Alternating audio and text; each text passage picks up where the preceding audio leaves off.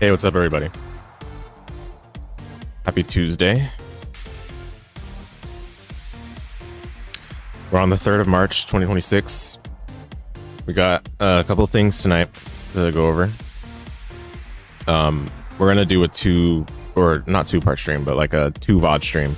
So for this VOD, at least, we're gonna talk about the latest Genesys blog post update that they gave for Yu-Gi-Oh! And we're also going to go through, finally, the long-awaited r/metroidvania thread that stormed that subreddit some weeks ago. I think it was maybe by now 4 weeks ago, but yeah. And then followed by both of those, in the second VOD, we're going to play part 13 of our Valkyrie Profile 2 Silmeria playthrough. So that's the plan for tonight. Let's just get right to the Genesys stuff, because there's a lot to talk about. Yeah, so they just posted a blog post update today.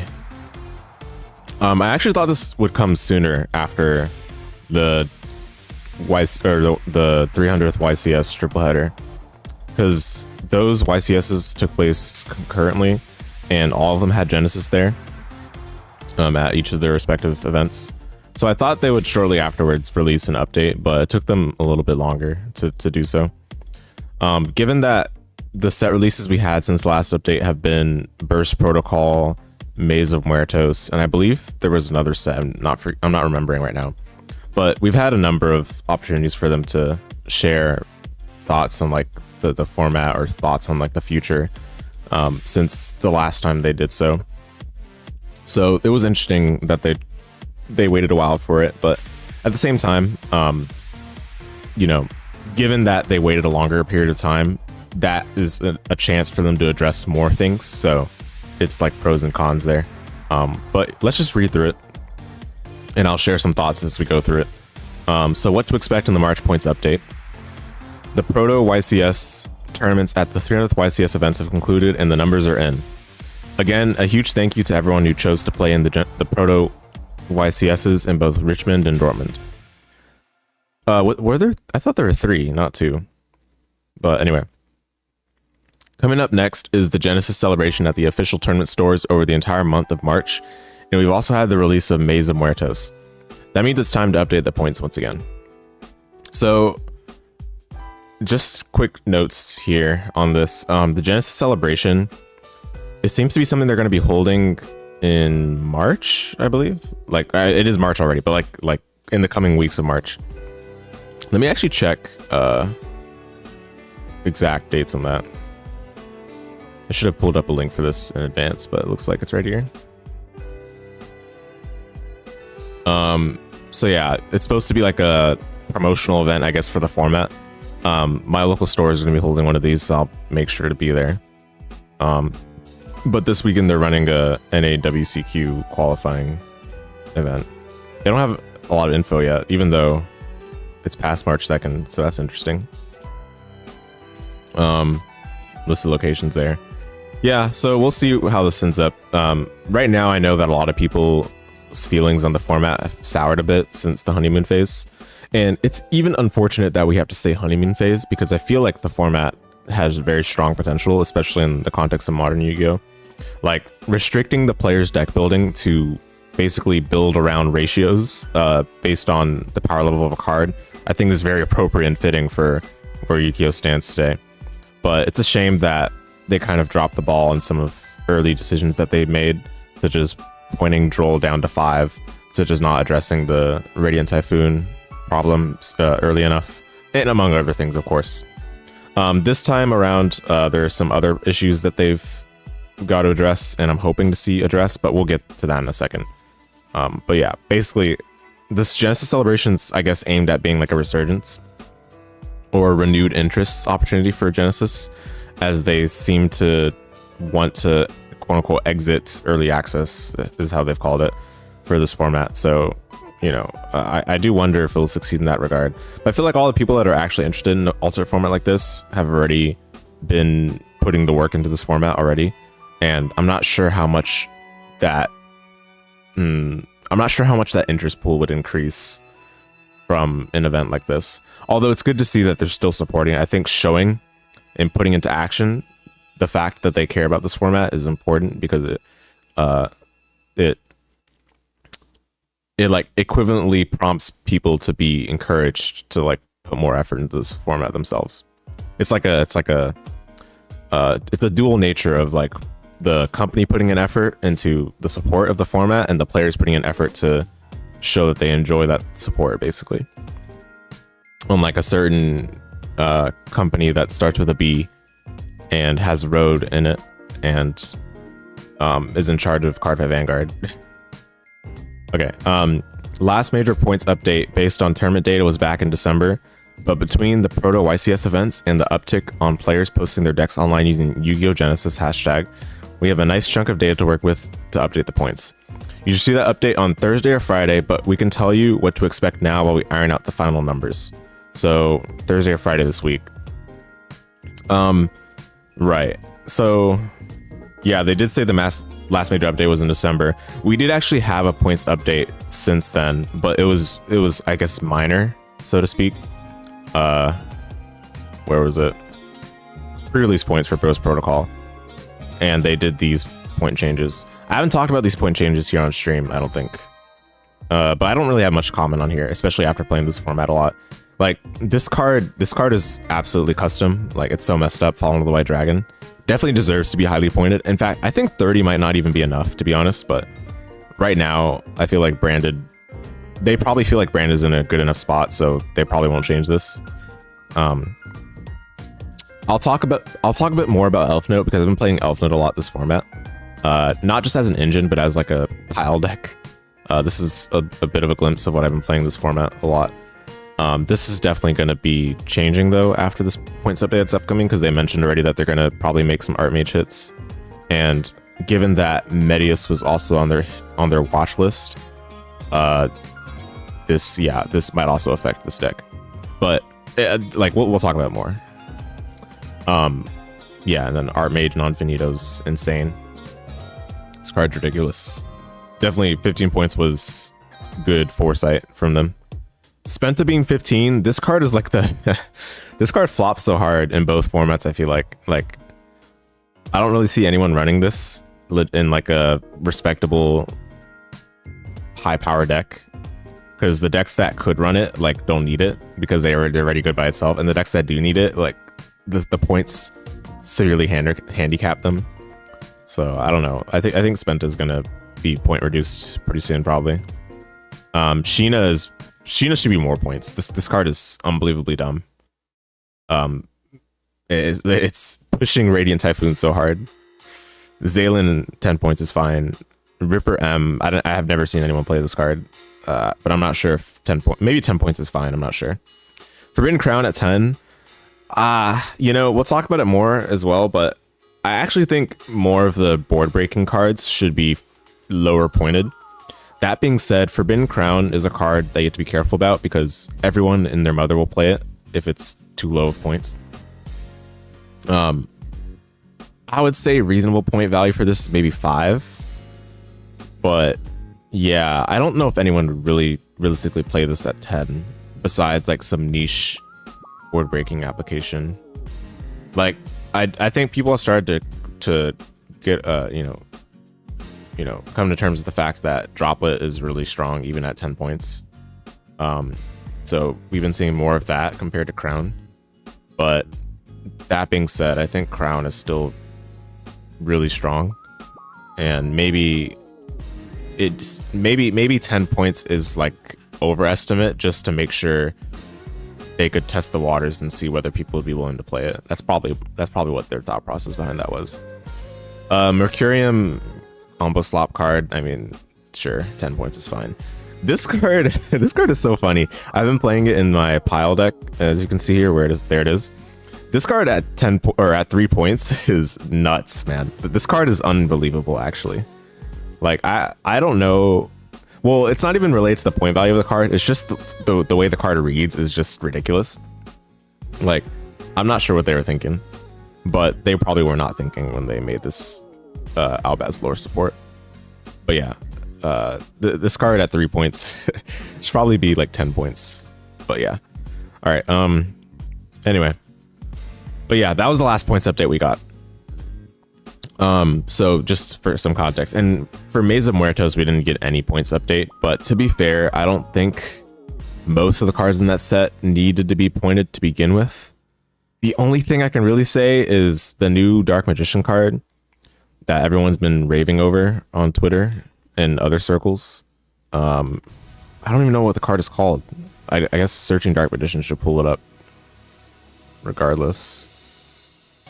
Dark Magician of Destruction, okay. But yeah, this card is messed up.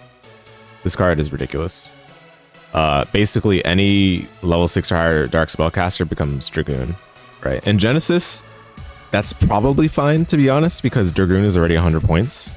So that's literally, you're spending all your points on that. But to be fair, it's Dragoon, right? Like, Dragoon is a menace of a card. And if you don't have a Kaiju, then you're just completely bodied. I mean, to be fair, Crown is another card that outs it, and as well as Droplet. And I think Dark Ruler can as well. But yeah, Dark Ruler can, but then they can...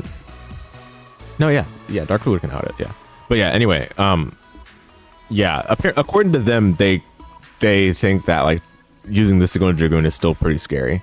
Which, to be fair, this card by itself should be pointed anyway. I don't even think the Dragoon angle matters that much. Like, this card is messed up. And the other stuff you can summon is still pretty good. Like, you can summon the card that can spell negate any number of times per turn. You can summon the towers. Where's the towers? You can summon the towers here. And the only thing that balances Dark Magician of Destruction is the fact that the card that people are searching, Gaze of Timaeus, banishes the fusion monster the next end phase. So you still have to have something your deck can stand on as a solid ground or as an anchor. But that being said, it's just really strong anyway. And obviously for Dark Magician decks, it's a huge boon for them in Genesys. But yeah, so anyway, that's what they've been, and we're just that's the next thing they talk about right here anyway. New cards from Mesa Muertos. There aren't many of these that will be getting points, which is agreeable. I don't think really anything else needs points there. The Call of the Haunted stuff is not that good. Like, it's definitely cute, and it's funny that Call of the Haunted can sort of be played in 2025 or 2026. But these cards are like, yeah, you do have a 1-card starter. Which one is it? I think it's the pumpkin here. Like, you do have a 1-card starter technically. One of these, I can't remember which one, but it's not really that good. Especially like Radiant Typhoon being one of the strongest decks right now. Like, it was so easy to interrupt this deck. Like, if you had like any spell trap pop thing, then you could kind of body this deck, right? It's pretty rough. And it's not to say that this deck should be more playable. It's really to say that like it's in a fine position. It doesn't need to be pointed. But yeah, they're saying the most important is Gaze of Timaeus, since it makes Red Eye's Dark Dragoon. It's 100 point cost, almost irrelevant. Almost is the keyword here. I really don't think, like, if someone's spending 100 points on this, I think that's fine, to be honest. But that being said, I don't think that excuses a card like Dark Magician of Destruction from being pointed regardless, right? I think that card should still be pointed, and it's perfectly fine for Dragoon to stay at 100 if that's how they feel. But I don't think they should be thinking, oh, let's point Gaze of Timaeus because it's being used to make Dark Dragoon. I don't think that, or Red Eye's Dark Dragoon. I don't think that matters that much. I think you just got to look at the card that's enabling this and see what it's able to do even outside of the Dragoon context, and know that that card is insane, because it basically any deck that's running a level 6 or higher Dark Spellcaster can go into whatever is enabled by Gaze of Timaeus, which there's quite a few number of runnable, not runnable, but like playable level 6 or higher Dark Spellcasters in the game. People mentioned Diabellstar the Black Witch, which obviously that's like an advanced angle. In Genesys, that card is 20 points. So you're not really going to be using that card per se. You get 20 points right here. So you're not really going to be using this, but there's some other good stuff. I mean, even Apprentice Illusion Magician is a card that you can run with this perfectly fine, especially in a Dark Magician deck. And this card is not pointed, which it doesn't need to be. So, but yeah. And obviously, one of the one of the prime choices of among new cards is Dark Magician Girl, the Magician's Apprentice. For the Shining Stark stuff, this card's very expensive because it was a secret rare and it was a secret rare, and it's like in a set that I don't think a lot of people particularly cared about or something. Yeah, but anyway, this card can be used to go into the fusion as well, the new fusion. Yeah, so yeah, I mean, that's my thoughts on this. I mean, I don't think they even needed to mention Dragoon here. Like, I don't think it matters. I think Dark Magician of Destruction should be pointed regardless, but maybe not very many points, maybe like 10 points. I mean, by their logic for pointing stuff like Gaga Gaga Girl and the Galaxy Photon Dragon. So Gaga Gaga Girl is pointed right now, right? How many points? 15. And Galaxy Photon Dragon is also 15, I think. Yeah, I mean, they pointed this to 15. I think Dark Magician of Destruction can be 10 points, and that's just fine. Make it like, because like otherwise this card is so free, right? It generates so much advantage for how little investment it requires. So, and I mean, this is literally cheating game mechanics. Like, it's like, oh yeah, you can fusion summon this with Dark Magician and one lighter Dark Monster, but no. Or you can just banish a level 6 or higher Dark Spellcaster. Like, it's just cheating. Like, it's not even a fusion monster at that point. It's a link monster, basically. All right. Side note, we discussed Maze of Muertos with duelists at the events and whether or not the pumpkin cards really needed a huge number of points tossed in them preemptively. We were able to suss out that players don't actually believe every new theme that releases so powerful it needs to immediately have 60 or so points slapped on its engine. I mean, yeah. I mean, that goes without saying. I mean, you just use a little bit of critical thinking and read the cards and understand that, yeah, obviously some cards deserve points on release more than others. The Cool Tune points the points that were assigned to Cool Tune is just baffling to me. Like, that deck was so pushed for sure for this format, along with Radiant Typhoon, obviously. Like, those two decks needed way more points, but at the end of the day, they're gonna make those changes, I guess. So we're gonna see that pretty shortly later on in this blog post. Yeah. So usage rate outlier decks.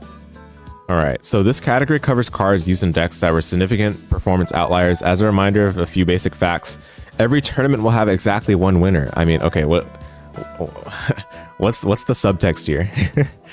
Well, why are they saying this? Every tournament has a most popular deck. Just being the most popular deck doesn't mean the points are going to go sky high, but if the margin between the most popular deck and the rest of the pack is massive, the point increase will be larger. Okay. Across the Proto YCS events, Cool Tune was by far the most played deck, with 53 duelists, not counting the White Forest deck that used some Cool Tune cards as an additional engine. Well, I would count that. But I mean, it's fine for them to not count it here and then mention that they're not counting it. I think that's also fine. But I personally would count that as Cool Tune. Because if a White Forest deck is fitting those in, that means they have enough space because the Cool Tune cards are not adequately pointed. It's like me fitting in and jamming in all these Elf Note cards with an Art Mage package, basically, because Medius the Pure is so dumb, right? That's twice as many decks as Exo Sisters, 27. Well, I'm surprised this many people played Exo Sisters. I don't think, like, I mean, I don't think this deck is that good, to be honest. But anyway, which was the second most played deck. Wow. Following Exo Sisters were Monarchs at 22. You know, I think looking at Monarch's gameplay post Droll format, like after the Droll hits, this actually makes sense. Monarchs are insane when Droll is out of the picture. Unbelievable. Hand looping you, potentially floodgating you out of the game, potentially tributing your monsters, you know.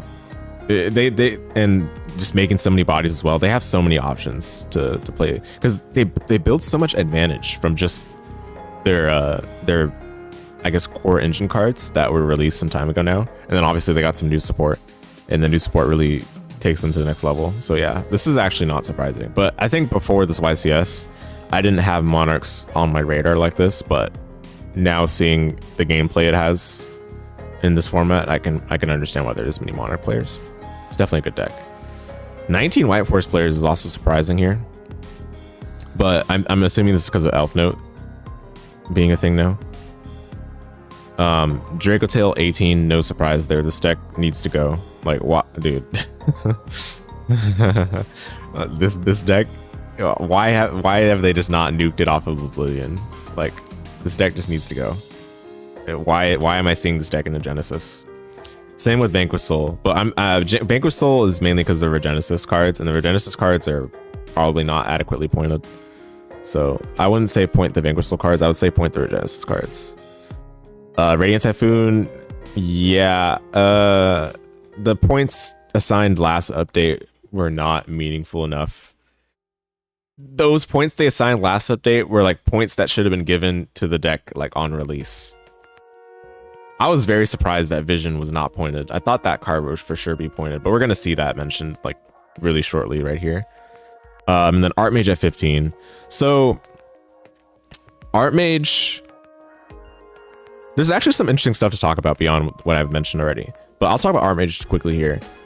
Archmage is a deck where if people are playing like a wide variety of types of hand traps, which is what this format has, people aren't really consistently playing like one or two types of hand traps like Droll, you know, like everyone was playing Droll in the Droll format, right?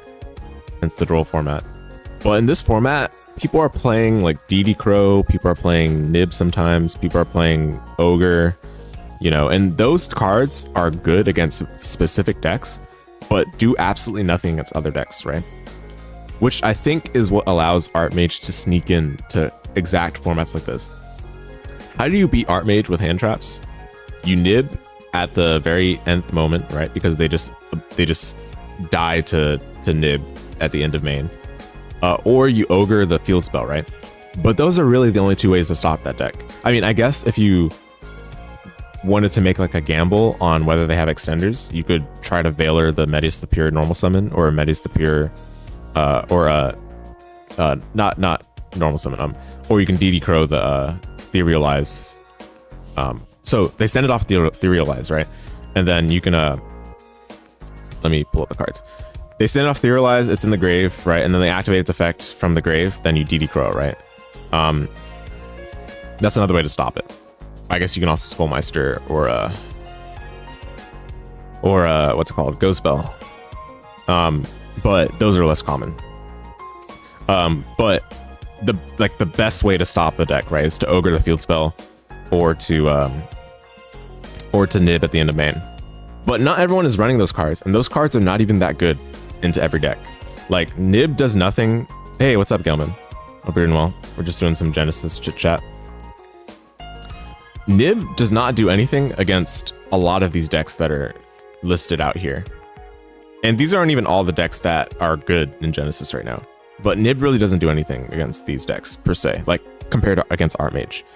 Ogre, I mean, Ogre can do something against some of these decks, but like it won't like end their turn compared to the way it ends Archmage's turn, potentially. So that one is like a trickier one.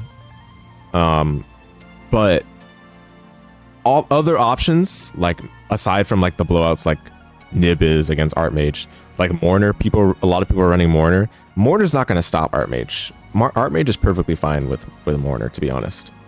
Like, yeah, you're not really going to stop anything. And there are a lot of other decks here that Mourner doesn't really stop adequately. This is a nice change of pace for Bruin. Yeah, not quite Bruin, but like, yeah, I agree. Nice change of pace. I just wanted to get some thoughts out because I haven't really been making card game content really.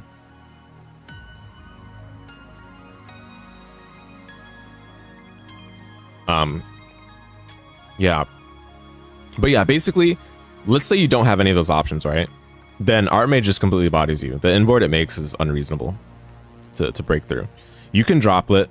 That definitely works. That helps a lot. That gets rid of some problematic things that they have, but then they can always use the quick play fusion card or use the counter trap, or not counter trap, the normal trap, special summons from deck, so that they can use either Armage Power Patron to fuse, or use Metis the Pure into Armage Power Patron to fuse.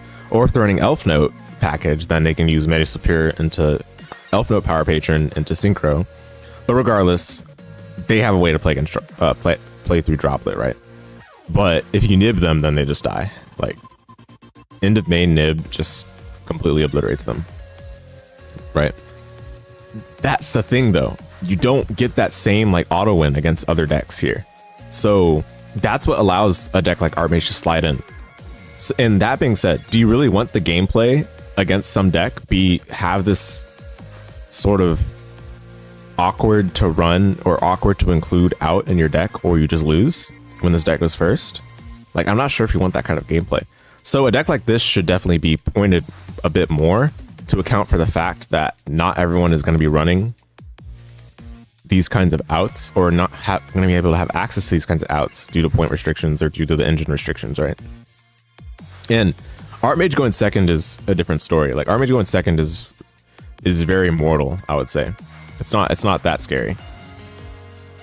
They need a lot of non-engine to push through. Radiant Typhoon. Like, I wanna root for this deck, but this deck's inboard is just nasty, dude. Like, because its interaction is around MST, it makes it so difficult to break their board.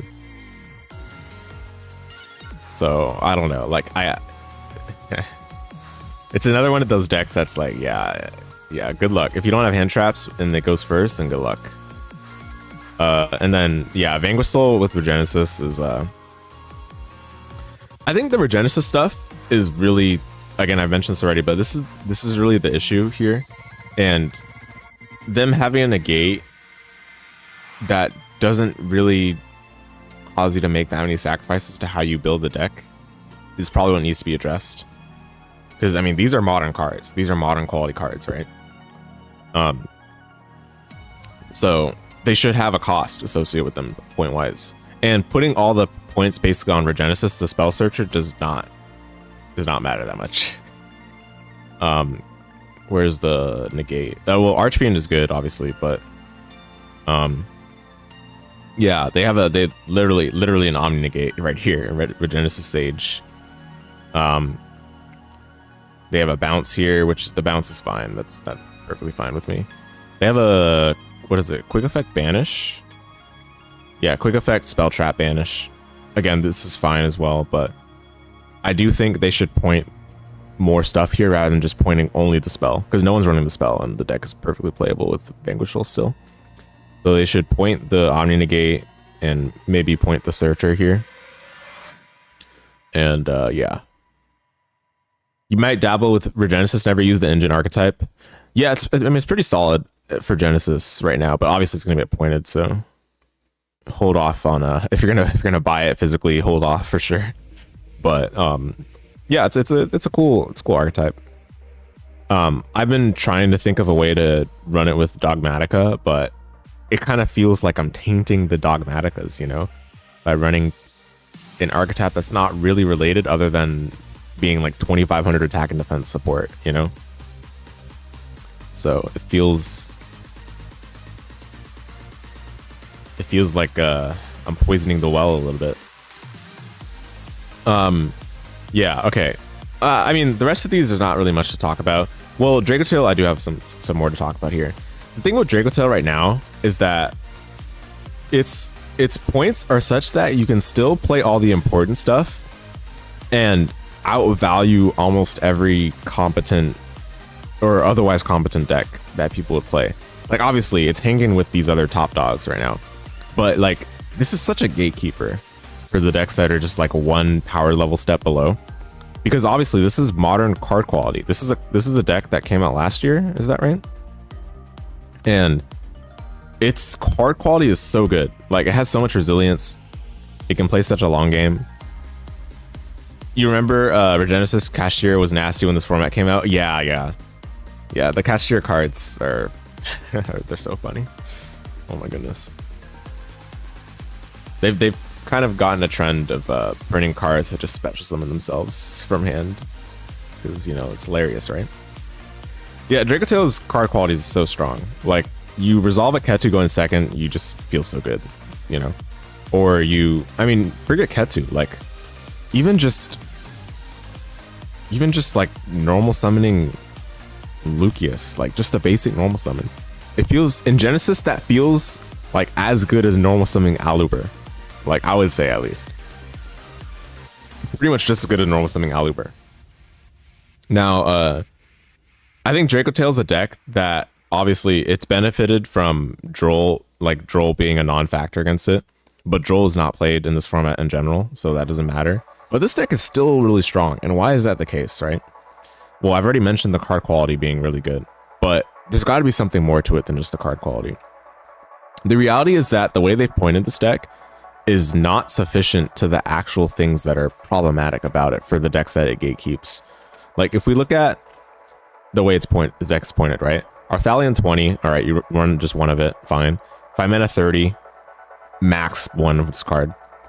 Flame 3, like, literally doesn't matter. Like, I guess they did this to prevent other people from playing this card, but like, this deck plays perfectly fine. Especially with Branded added, you don't know how much Branded got hit though. Branded got hit a lot, but it's still very playable. It's not a top deck though, which is surprising to me. I feel like this deck, I feel like Branded is way better than the results suggested, but I haven't messed around with pure Branded personally. I've only messed around with Branded Dark Lord, and that deck is good as well, but it's more fair. Yeah, Malulu 5. Okay, how many points is that already? Like 50, 53, 58. But 58 points on this so far. Like, this is a quality engine you're getting. Like, it's not a big deal that this is so many points. This is a quality, like these are high quality cards. And there's like a couple more things, like Ketu 15. Like, yeah, you play 2 of these, that's what, 88 points. And I don't think they have any other points on here at all. So, in Rahu 0.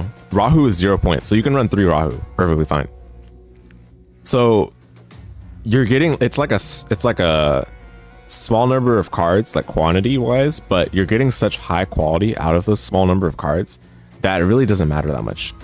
And all the traps are unpointed as well, or all the other traps at least, other than Flame, are unpointed. So I think they really, like, what they ended up doing is they ended up pointing Dracotail out of running like the strongest non-engine, but the 0-pointed non-engine that it has available are good enough to like make up for the fact that you're jamming in all of the quality engine that this deck has. What they really should have done for this deck is make it like a real choice to have to decide on whether you run like Rahu at 3 copies or maybe you run Ketu to like have a more balanced approach potentially, you know? But there's no budgeting for this deck. You just jam everything and then you're like, oh, I've got no points left. All right, I'll just throw non-engine in here. And the non-engine being 0 points is not a big deal because the card quality of the main engine, you got everything that you need. So there's not really any like sacrifices you're making for the deck to be able to be playable. Branded Dark Lord Despia Peak 2021. Yeah. Branded kind of is in its like 2022 state if you played in Genesis, but with the new support, it's like a lot better now. You can run one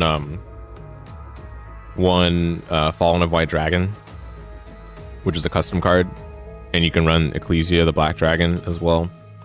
And there's another card I'm forgetting right now. But yeah. Oh yeah, Tri-Brigade Spring and Skip. Which people's builds are changing right now because you'd have to run Xyz to run this. Well, you don't have to, but like it helps to have the Tri-Brigade X or the Springens Xyz with this. Which one is it? I think it was this one. Can't remember. But yeah. All right. Anyway, I'm getting off track a little bit. Points is how many points is Chaos Ruler again? Trying to get evil. Chaotic Ruler. Oh, it is called Chaos Ruler. 50 points. 50 points. I think it's playable. Some like combo deck. But I haven't seen anyone make it work. Yeah, and okay, beyond Draco Tail, like I've already talked enough about this, I think. There's some other decks that I think might be pretty scary going forward from here, like Magnet Warriors, but I don't know if Magnet Warriors needs points per se. But depending on the other stuff they point, Magnet Warriors might become a strong contender. So we'll see. I'm forgetting some other stuff. Oh, Elf Notes in general. The Elf Note engine they haven't mentioned here. They've only mentioned Medius, which we'll get to in a second. But I do think the Elf Note engine deserves to be pointed more. I've played with this engine like a lot now. And I think the main thing that is pushing this deck over the edge is Tinia, Elf Note's Tinia, and the Continuous Trap, which is basically a negate, functionally omni negate. And because it's on a trap effect, it makes it so hard to interact with. Like you have to be playing something like Radiant Typhoon, which obviously is a hard counter to this deck, to really deal with it adequately. And Tinia, the reason why I would point this as well, this is a quick effect hand rip, and even though it's only until the end phase, it being a quick effect means that you can just randomly interrupt a hand effect that a lot of cards typically have in order to special summon themselves out these days. And I think that's not okay. Like, this type of nonsense has to go. Or it should at least be pointed, in my opinion, right? The problem right now is that they've pointed only Elf Note's Power Patron. And it's 15 points. And I don't think this card actually should be pointed at all. Like, it's a really good card, don't get me wrong. But I don't think it should be 15 points. I think if you put the points on this, it'll actually, like, hurt the consistency of the engine and adequately address the problem, which is the hand rip. Because like realistically, someone is not going to run more than 2 of this anyway. I don't think pointing it matters that much. You can even run 1. It's kind of greedy, but you can run 1 of this. You like Chaos Synchro? Yeah. They hit Lightsworn a lot though, so it's kind of unfortunate, but yeah. Yeah, I mean, like for Elf Note Power Patron, you can run 1 and be fine. Like the 15 points really does not matter. Whereas Tinia, if Tinia were 15 points, I'd be like, ooh, you know, okay, maybe I have to make some more concessions on like the size of my engine and the consistency, right? Because that would be 45 points if I spent them on Tinias. That's a lot of points. It's a good card still, of course, but 45 points is nothing small. And I'm not even sure if this would be a 15-point worthy card. Probably would be like a 20-point card, to be honest. Youch. Yeah. So, yeah, that's where I stand with that. Let's talk further on other things, so let's not harp on this too long. Yeah, I haven't talked a lot about Cool Tune, but Cool Tune, this deck is messed up, man. And it's not even the deck. It's what the deck has access to, which is the hand traps. Like, they clearly just push this deck for this format. It's so blatant. Despite winning the Dormant event, Cool Tune's overall win rate hovered around 50% for the weekend. Many players commented that once they sat down for real YCS level competition, they found that some of their card choices built up around casual duels weren't correct for a 7+ round Swiss tournament against exclusively strong decks. Many players regretted choosing Exo Sisters. Yeah. What were you expecting? Like, this deck is this deck is good, don't get me wrong, but it's not like a top deck material. This deck is always an anti-meta choice. And it so happens that in this meta, like, you're kind of reliant on D-Shifter to win with this deck. And without D-Shifter, it's a little bit too low ceiling. No top 8 finishes, 2 total top 32 finishes between both events, and an overall win rate closer to 40 than 50. Due to the play rate, they've earned some more points, but due to the lack of success, the increases will be far smaller than they would be for even a 50% win rate deck. Yeah, I mean, that's reasonable. I mean, the new Exosister cards were still good. Specifically the Xes that came out in Burst Protocol. Caramel. Caramel. But, oh yeah, and they also got like a new spell, right? This one. Carpe Divum. But, or was it Betrayal? It might have been Betrayal, actually. I think it was Betrayal. But anyway, like, this deck is fine. Like, it's not amazing. It's not terrible. It's fine. But, like, there's so many other better decks right now, especially Cool Tune, that I'm surprised people, like, were willing to give this a shot. Or that many people, I should say. I mean, obviously, it makes sense that people were willing to give it a shot, but, like, that many people, like, that's surprising to me.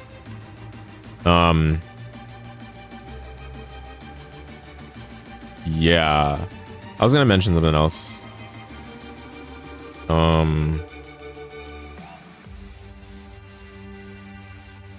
I forgot.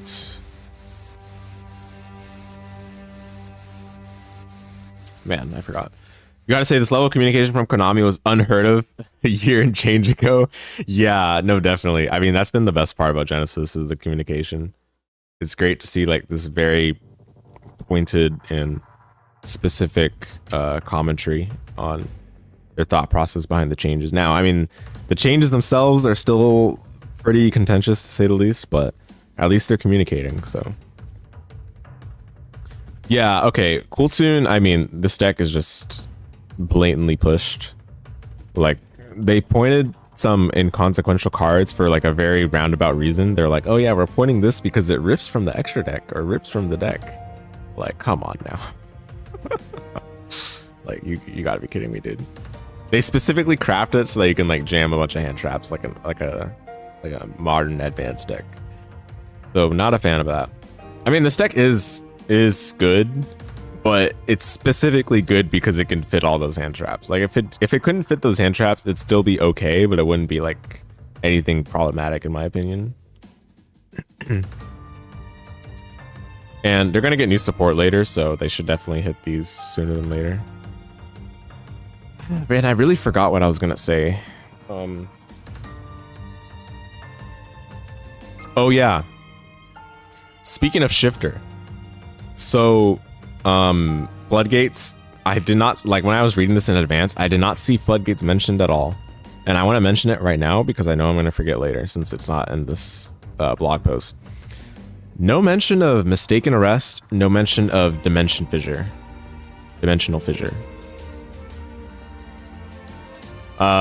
Is dimensional fissure a floodgate? I mean, at this point, I guess it's not a floodgate, right? According to them. Even though this card, like, basically says you win the game against a lot of decks right now. Same thing with Macrocosmos. Macrocosmos is basically doing the same thing, and they're both 0 points.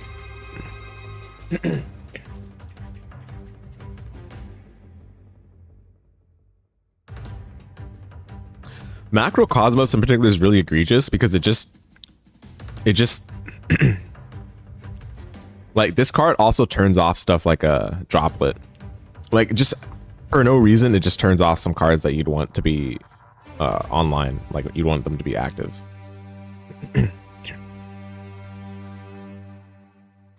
And mistaken arrest is not okay. This is clearly a floodgate in the same vein as Droll. And we're going to talk about Droll in a sec. But why is this card not pointed? Like, it's no good to just cheese a win from the side deck in a format like this, where their philosophy is getting rid of floodgates like this. Yikes, yeah. Alright, usage rate outliers engines. The prophecy has finally come true. Radiant Typhoon Vision finally showed up as a popular draw engine in non-Radiant Typhoon decks. I mean, it was already doing so. Like, they just purposely ignored it, I guess? How popular was it? More than 3 times as popular as the Radiant Typhoon deck itself. This is a big change from the invitational stage of the rollout, where it was almost exclusively in Radiant Typhoon decks. But there were a lot of Radiant Typhoon decks back then, and there was already like early signs of it being used outside of the deck. Like, people were using it in any deck that could play like a lot of quick play spells, which is a lot of decks. All right, yeah, I mean, this card should have points. And it's a draw spell, like, you know. Anyway.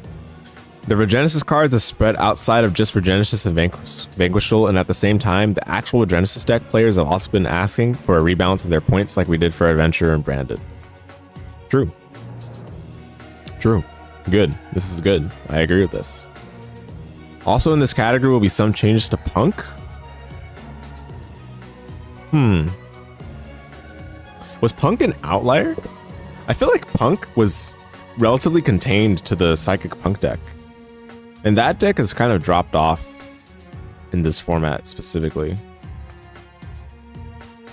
But I feel like it's only dropped off because of the recent releases. Like Cool Tune and Radiant Typhoon.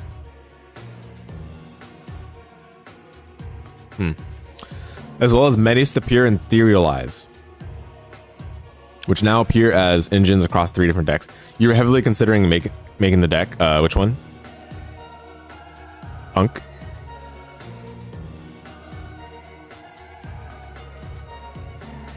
You like psychic stuff? Oh, yeah, for sure.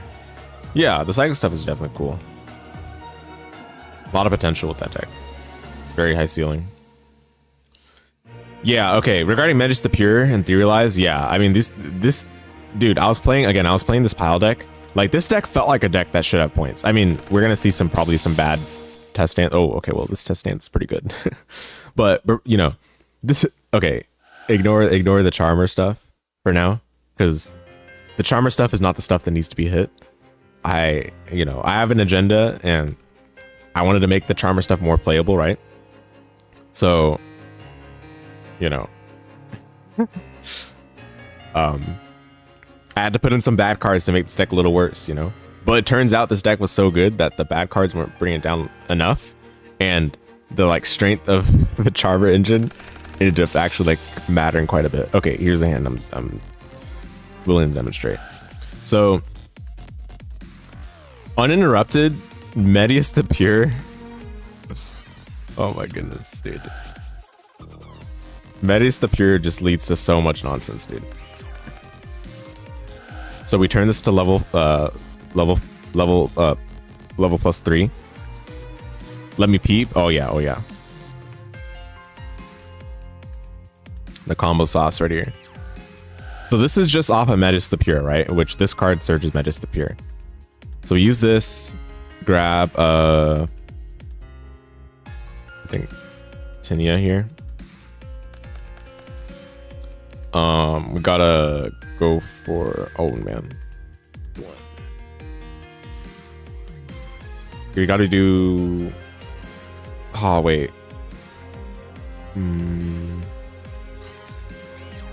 Okay, we had like the Elf No Power Patron early, so it actually kind of makes this combo a little better than it would be otherwise.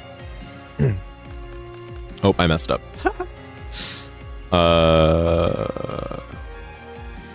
Okay, let's restart. Sorry, I messed that up.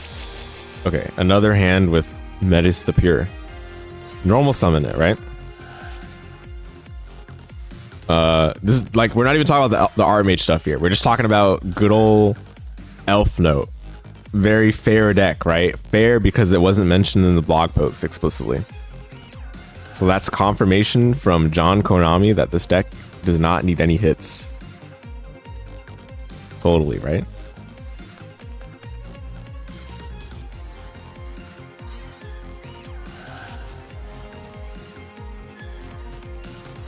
Okay, you know, we got to use this right now so that we don't lock ourselves into synchros before it's too late to use Cartesia's effect.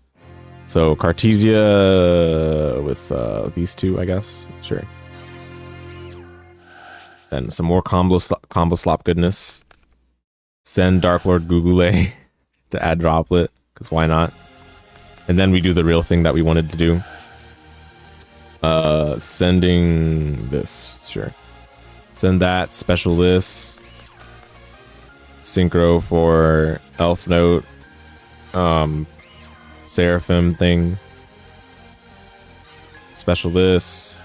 Activate to add Fortuna. And then activate this to bring back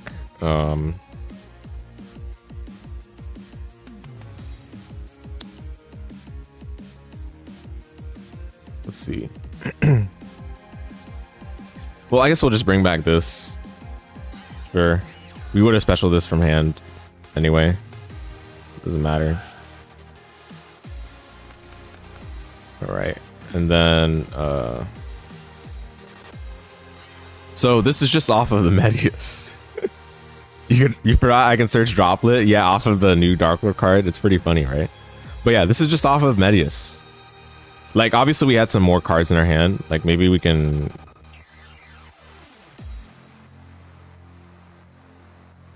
do this.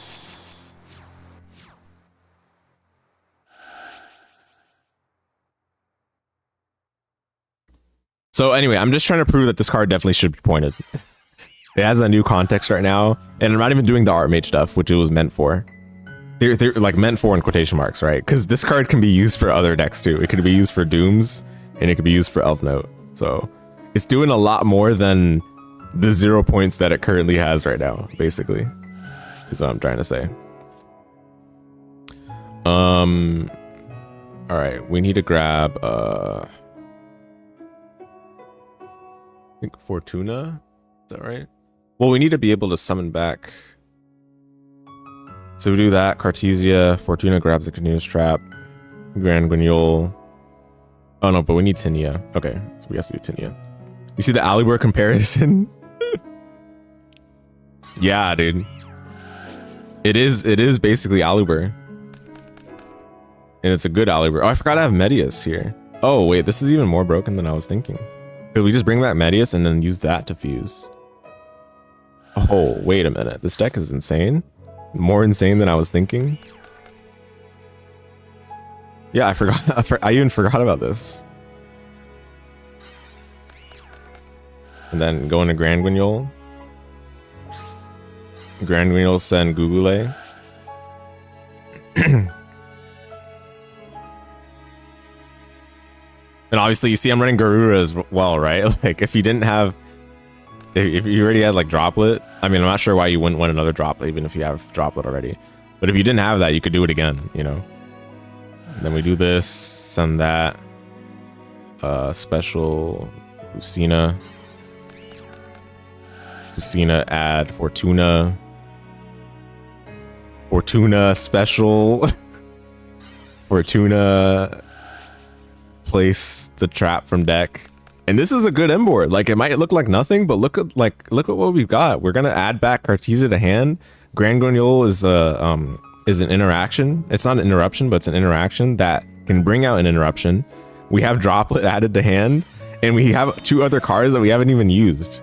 Like obviously I would have used Spellbook of Secrets before I went into the Elf Note line so that I wouldn't be locked out of the Charmer's fusion.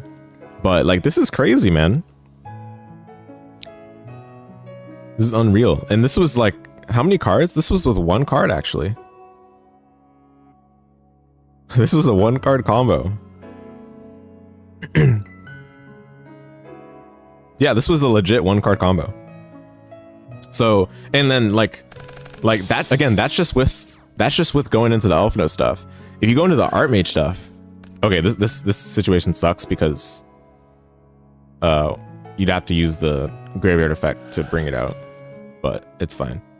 If you went into the Armage stuff, like this is obviously more susceptible to interruption, right? I mean, it always is. It always is. But especially in this case, because you're kind of telegraphing that you might not have a lot of plays if you use the Etherealize and then you go into the Medius Graveyard effect.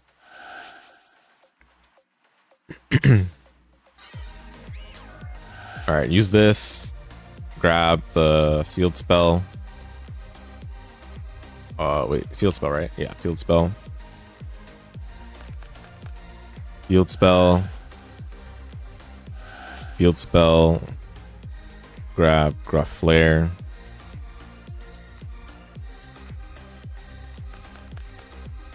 Gruff Flare. Gruff Flare set. Sure, this, I guess. So this was like a what? Okay, this was like more than 1.5 card combo because we had to use Serialize, but it was enabled off of one Medius the Pure Summon, if that makes sense, right? So that's still like ridiculously good. All right, activate special, bring back the spell, activate Femel. Oh yeah, I kind of messed this up because you're supposed to grab the quick play and then discard the quick play for follow up, because the quick play allows you to bring back Armage stuff. Oh, that's funny. Yeah, and then you contribute these 3 to get the Nerva, and then use the quick play to banish them and go back to deck. Obviously, you'd have more cards in hand available potentially as well, but yeah. Like, this is, like, anyway, this is just say, like, Medius is just too strong of a card now, especially with the context of all these release cards that they've got. Like, when there was just Archmage, you can make the argument that, okay, maybe it's fine. But now we've got Dooms, now we've got Elf Note. Like, Dooms is fine, to be honest. I do think one thing about Dooms that should just be nuked off orbit is the Droll thing. This nonsense right here that basically just says if your opponent cannot out the equip spell, then they just die on the spot.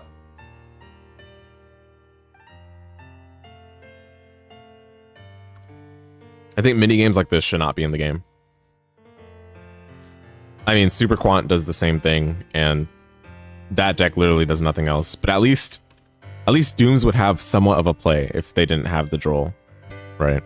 Super Quant literally doesn't do anything if it doesn't have the Droll. I mean, they do have other things, but like, why would you do any of this when you can just go into Great Magnus, you know? So, and I mean, yeah, those Super Quant's other things are not as good. So, but anyway, this is what they're saying should be pointed, which I agree. Medius should definitely be pointed. It's a modern quality card, especially with the new context of cards they've released since the Archmage stuff, particularly the Elf Note stuff. So, but yeah, I think personally, I don't think Dooms is a problem at all. I think the only thing that should be pointed for Dooms is the trap, and you can make that 100 points. Okay, usage rate outliers non-engine. This is where Ghost Ogre and Snow Rabbit and friends will appear. Cool Tune is really messing with the numbers in this category since as a synchro deck, it's very tuner heavy, and the Ghost Girls are all tuners, so it gets tricky. You don't say. This is the problem that you yourselves have created. But a card like Ash Blossom and Joyous Spring is definitely creeping up in usage, so it's going to go up in cost. Why are they pointing Ash more? Like, what? Are they gonna point the hand traps more instead of pointing Cool Tune? Like, are you serious now? There's zero shot, dude. I mean, they're already gonna point Cool Tune based on what they've been saying here, but are they really gonna point the hand traps more too? This is unnecessary. Like, Ghost Ogre does not need to be more than 3 points. It's fine at 3 points. Ash at 15 is also fine. What is this?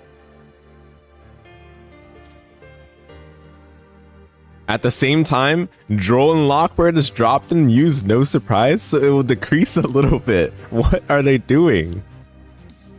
Not to where it was before. Well, I would hope so. I would hope so.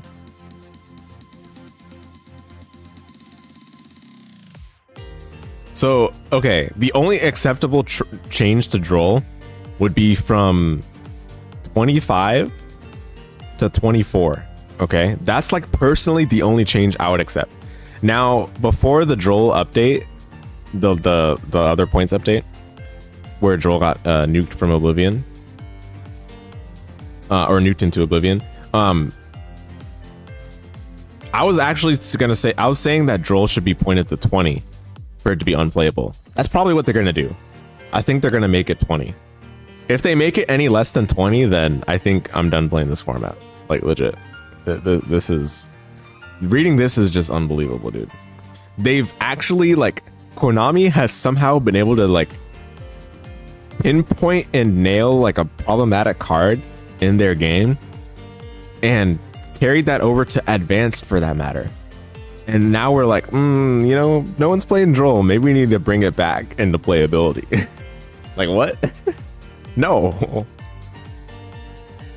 No. Dude, if this is what they're talking about for like point decay, I really hope it's not. But if this is what they're talking about, then this format is toast. And I'm saying this as someone that loved the concept so much, because I think it's very fitting and appropriate for Yu-Gi-Oh! But this is just not it. It's not it. Okay, I still have a wish list of cards, right? Which are definitely not going to be dropped in points. Bruh, yeah, dude. Not being used, drop the points. What's up, Retro Rage? Yeah, dude, it's just like, oh yeah, no one's using Droll. I wonder why. I wonder why. Monkey press button. I wonder why no one's using it. 25 is like genius actually, because if you're playing it in your deck, people just automatically know that you're playing a bad deck. So they don't really have to worry about getting their turn skipped once. Like, that was actually pretty genius. But now they're like, we should drop it. No, should not drop it. So I had a wish list, right? I had cards like Forbidden Droplet. Why am I typing here? I can type in Edo Pro. Forbidden Droplet. I wanted this card to actually be 0 points, but there's no chance of it happening anymore with them saying that they want to point Dark Ruler no more, which we're going to get to in a sec. I want this card to be 0 points because I think that every deck should have an opportunity to break a board at minimum. Like, just have a chance to play. Mistaken Rest is 0, by the way. Yeah. Yeah. Isn't that great? And they didn't mention it in this blog post, so yikes. Yikes. But yeah, I want this card to be 0, and I don't know how many people would agree with this, but I actually think that having a powerful board breaker like this is fine because you're exchanging a card for everything that you're negating from the opponent's board.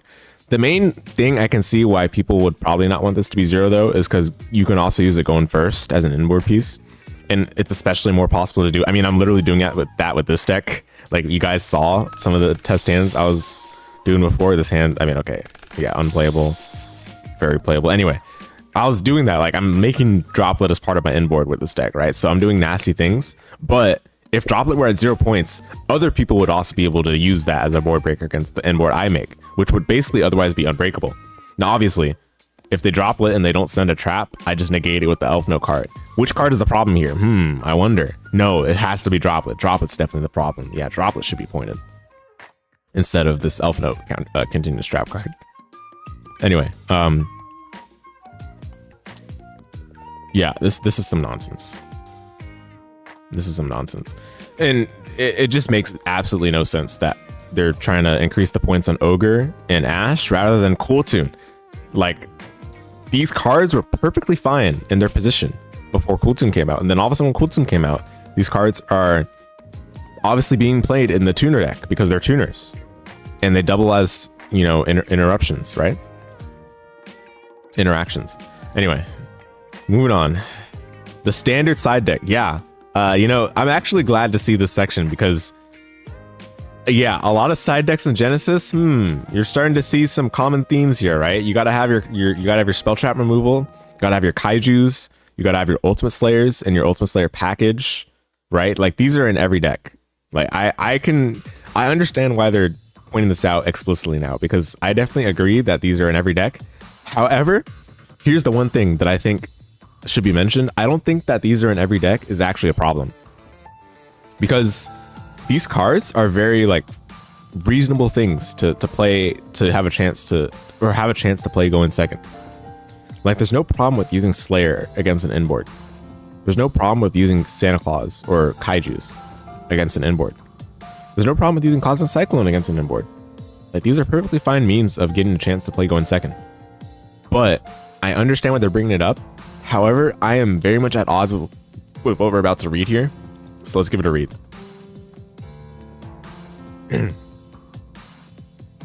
Over 60% of all competitors' side decks started with 3 DD Crow, 3 Cosmic Cyclone, and 3 Ultimate Slayer. Most extra decks began with Garura, Ma Long, and Mereologic Aggregator. More than half of duelists also played 3 Dark Ruler no more. These cards and similar cards will no longer be free and will cost points simply because of the basic Genesys rule. Heavily played cards go up, less played cards go down. This is some absolute nonsense. Some absolute nonsense. So what you're telling me is that if I'm going second and I'm using the cards that allow me to have a chance to go second in high quantities, you're going to get rid of those cards, but not the cards that put the going second player in such a difficult position to begin with where they have to use these cards.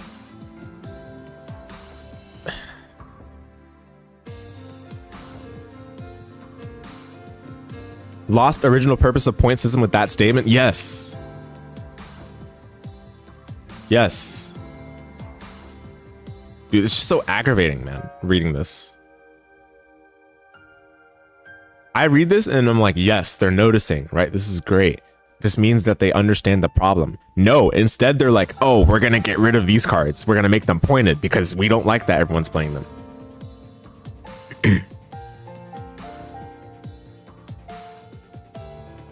Point system is not based on usage, it's based on what you want the form to be like. Exactly. It establishes the power balance, the power level of the cards.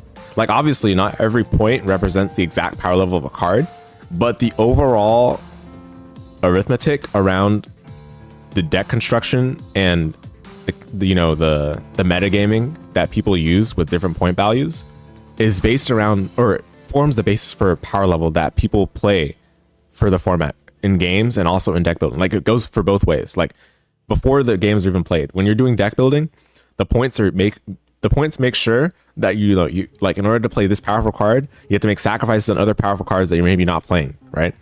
Which means if you're going to play all the powerful cards, the cards that you're using as like a backup plan, like the standard side deck they're calling here, these are all like the like next best options available, which are obviously much worse options than the better stuff you can be playing, like Droplet, right? Or like, a Blowout Hand Trap, or like Lightning Storm, right? Or even Dark Hole.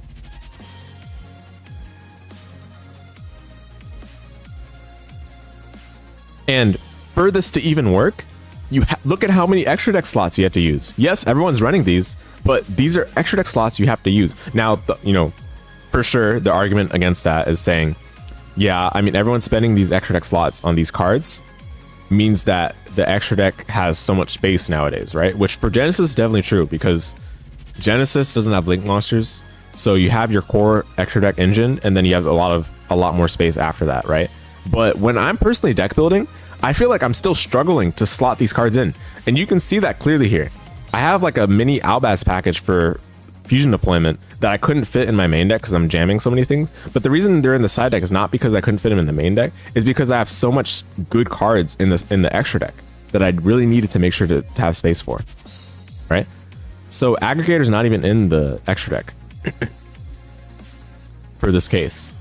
You still make a sacrifice. It's not even, you don't even need a point value on this card for it to be a sacrifice. You're just inherently making a sacrifice by running so many cards to make a card like Ultimate Slayer have as much value as possible.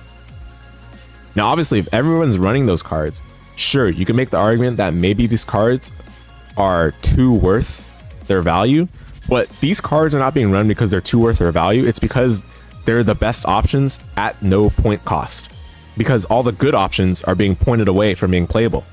Like the droplets. I mean, droplets are still played right now because they're so good, but it's an example, right? Like the droplets or the Raigekis or the Dark Holes. Heavy Storm got reduced to 10 points and is still not seeing play because 10 points is just too much. And I'm not saying that jokingly at all. Like 10 points is still too much for this card, unfortunately. If they want it to be played, 10 points is still too high for this card. Now, do you want Heavy Storm to be played? You gotta make that decision, right? I do think it can be 7 points and still be in a fine spot, but think about it this way. When you point away all the good options for the going second player, yes, we have to go and pick up the scraps and look for much worse options like Slayer or like Santa Claus or like other stuff. Adding points now is just overdose. Yeah, dude.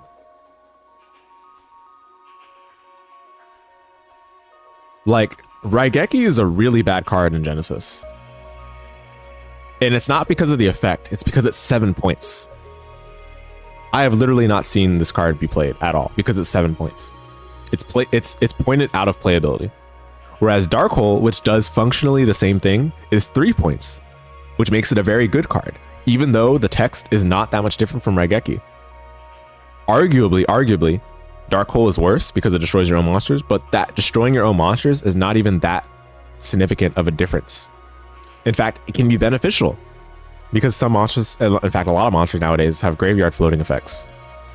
So Dark Hole is strong in this format because it's 3 points, not because of the effect per se. Whereas Raigeki in this format is a weak card in this format because it's 7 points. Similarly, Interrupted Kaiju Slumber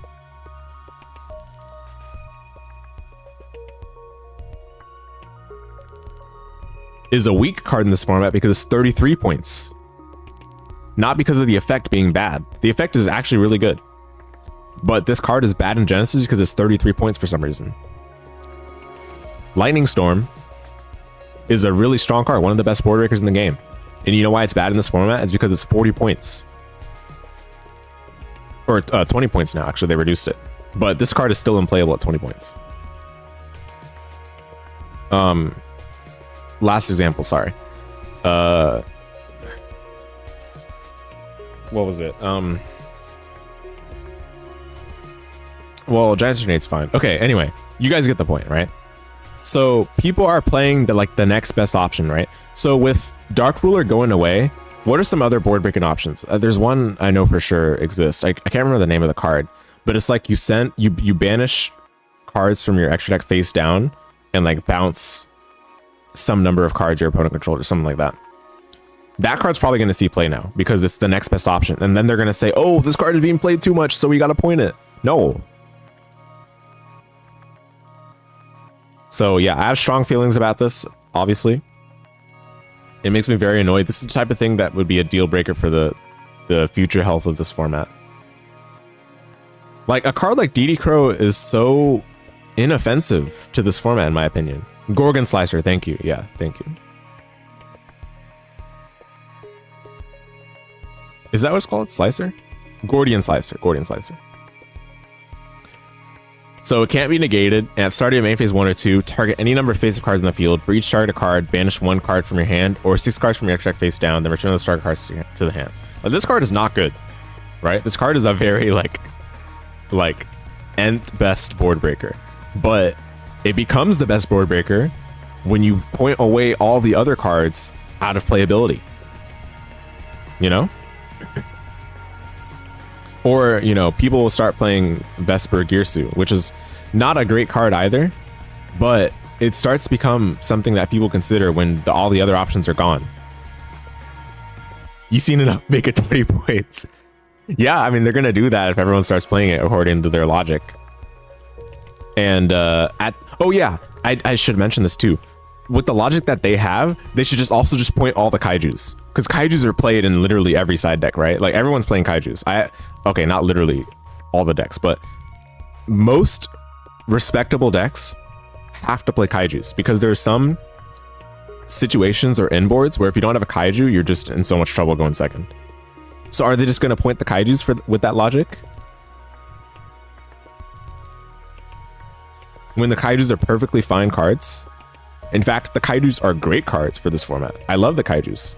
The kaijus are one of the best things about this format. It feels meaningful to place a kaiju down. Go in second. Lava Golem, same thing. Sphere Mode, same thing. Sphere Mode is not even being played right now because it's a format dependent card, but Sphere Mode would, like, if I saw Sphere Mode being played, that's like a beautiful thing, you know? That means that going second, people will have some options. Now, obviously, if people are playing Sphere Mode specifically, that's probably indicative of combo slop being a little too prevalent, but that's another story. Lava Golem and Kaijus get the point across still. Hopefully their thinking pertains only to the sideboard, which isn't saying much. I mean, these cards are being played predominantly in the side deck, right? And I agree, like, they're totally right about these cards being played very, very high, very frequently. But I think they're making the wrong decision from these cards being so playable. They should see that these are playable and look at how strong going first is, rather than saying, oh, these cards are too strong. Like, okay, how would I point this? Like, okay, if they wanted to just lower the power level of the format, first of all, you don't do it this way, but okay, if I were in their position, I had to point these cards, how would they point this, right? Maybe DD Crow 3 points. Dude, DD Crow 3 points feels so weird though. This card is not a 3-point card. Like, why is DD Crow and Mourner, or DD Crow and Ogre, why are they all, like, why would those be 3 points? DD Crow is not an Ogre quality card, nor is it a Mourner quality card for that matter. I mean, obviously that's not how you should look at point values, but DD Crow is not that impactful for it to be costing points. The reason why people are playing it is not because it's so good. It's because it's like your nth option to fill the side deck, and it does something at least. Like, there's some other options that are a lot worse and potentially more niche, like gnome material, or like a token collector, which people were playing in the Brave token format when those cards first came out. Decades and formats later, going second is still depressing. Yeah, dude. Yeah, for real. For real. And it's going to be more depressing with these points on these cards. And Cosmic is even more egregious, dude. This card should be 0 like all day, every day. They're making Cosmic pointed, and they're probably not going to make MST pointed. Isn't that funny? So now people will just pivot to playing MST instead, which is going to be painful for going second. So now you just give the opponent more opportunities to give the going first player more opportunities to like stabilize and still be resilient against their board being broken. Well, actually, would people play MST? What are the other options? There's what? Night Beam. Twin Twisters. Well, Twin Twisters is still playable right now, but it kind of depends on the deck if discarding is something you want. Night Beam, Twin Twisters, Typhoon. No, it's not called Typhoon. What is it called? Twister? Twister's really bad though. Oh, you know what? Final Bringer of the End Times. Well, this card kind of sucks too though. This card's better for going first. I mean, you can still play it going second, but this card, you don't want to be playing it. You don't want to be playing it as your side deck board breaking option. Yeah, oh my goodness, dude. Are people gonna play Lightning Vortex? Actually, I think people might actually play Lightning Vortex now. Even though this card is so much, like, if you're playing Dark Ruler, you're targeting a very specific style of deck that you wouldn't otherwise be able to break their board, right? Because they maybe have a Spell Trap negate, or they have an Omni negate, or they have like layered interaction. Dark Ruler is supposed to help with that, right? Like, Lightning Vortex is not going to fill that role very well. People were playing Dark Swords of Revealing Light. Oh, true. Oh my goodness. Swords of Concealing Light, right?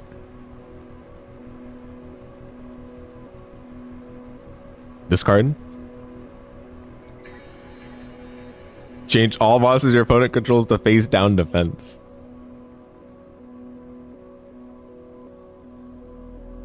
I guess there's also Book of Eclipse.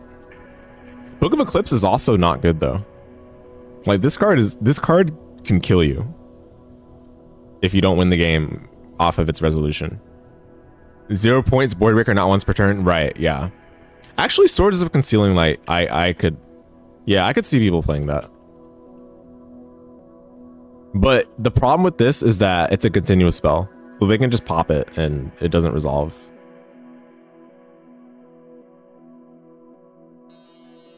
They don't even need a negate for this. They can just quick effect pop it. Wait, what's up? Oh, people were playing Book of Lunar Eclipse. That card is also bad. Like, look at how many bad cards. Like,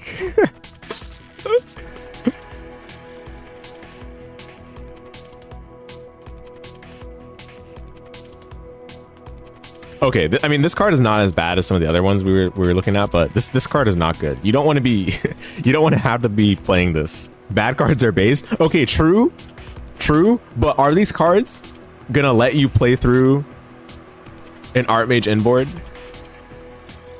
You know, like, you gotta lower the power level of the inboards first before we start getting to these bad cards. You want more bad cards than Genesys? Okay, I can agree with that, but these cards are not going to let you play through like an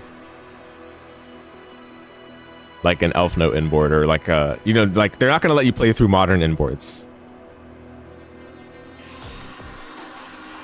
Yeah, I think Lightning Vortex, I might actually start playing that just because it's funny.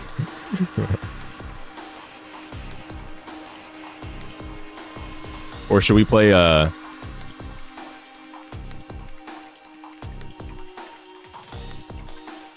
oh no, this card sucks because it targets. Oh my goodness. If you believe hard enough, these cards can crack an Elf Note board. True.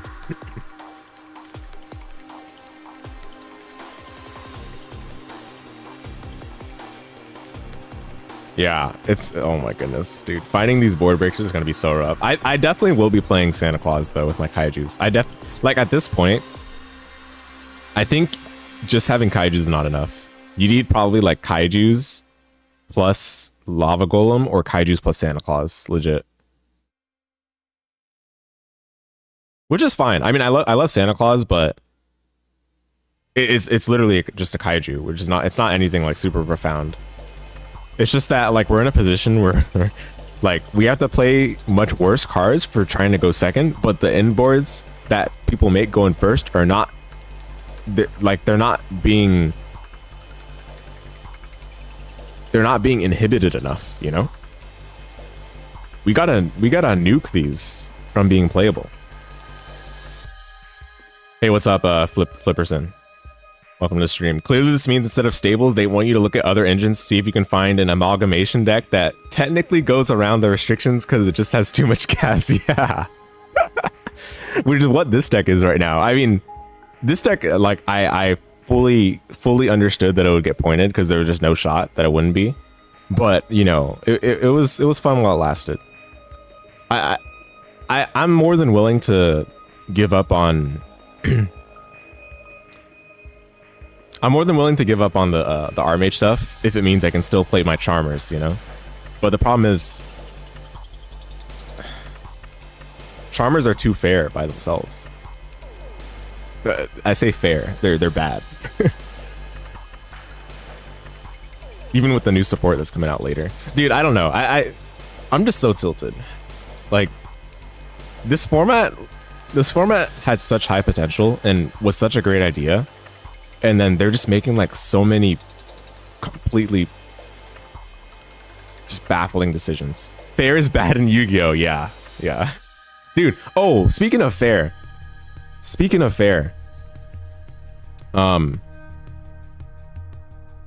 Sword Soul? Hello? Sword Soul. Why does Sword Soul even have any more points still?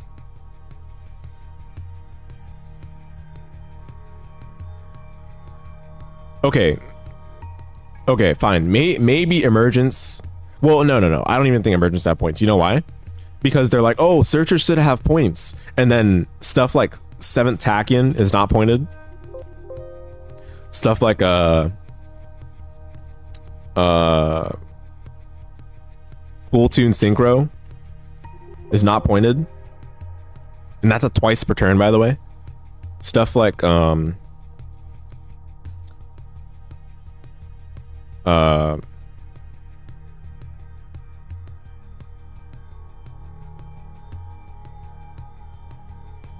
no, not this one.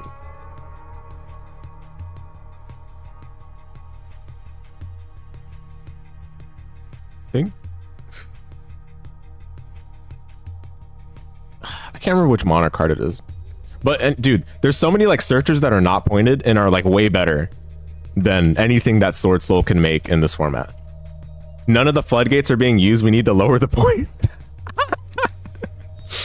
0 points to all Sword Soul cards. You need 20 years of Sword Soul. Well, I do think one Sword Soul card should have points, and it's the negate, and I think She Shout is the negate. So they've already kind of addressed that.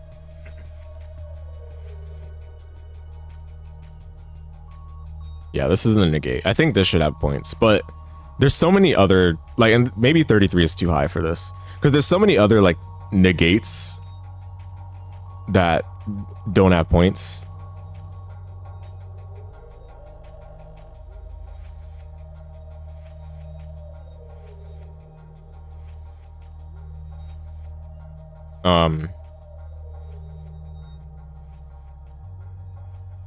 Oh, dude, I was thinking about this. I was thinking of running a package that can turbo out Silveria for going second.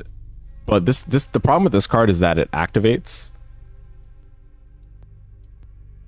Like dude, synchro summoning as like a board breaking thing is too interruptible. Unless you're Cool Tune who can synchro summon with cards from hand. It's just cheating. Yeah, because Silveria's not pointed. And it's completely generic. But I don't think this is good enough. The Honorary Sword Soul. Baron de Fleur Honorary Sword Soul. Yeah, dude. Oh my goodness. Okay, sorry. I hope you guys understand like how just completely annoyed I am with this. Like these becoming like kind of the mainstay of Genesys side deck strategies, I thought was fine. Like no one's complaining when Ultimate Slayer like resolves and it gets good value, because it gives the going second player a chance. And if your board is like getting broken by one Ultimate Slayer, your deck is probably bad anyway, which is why I don't speak very highly of Exosister, because this deck just crumbles and dies to like very easily to the Ultimate Slayer, which everyone and their mother is running.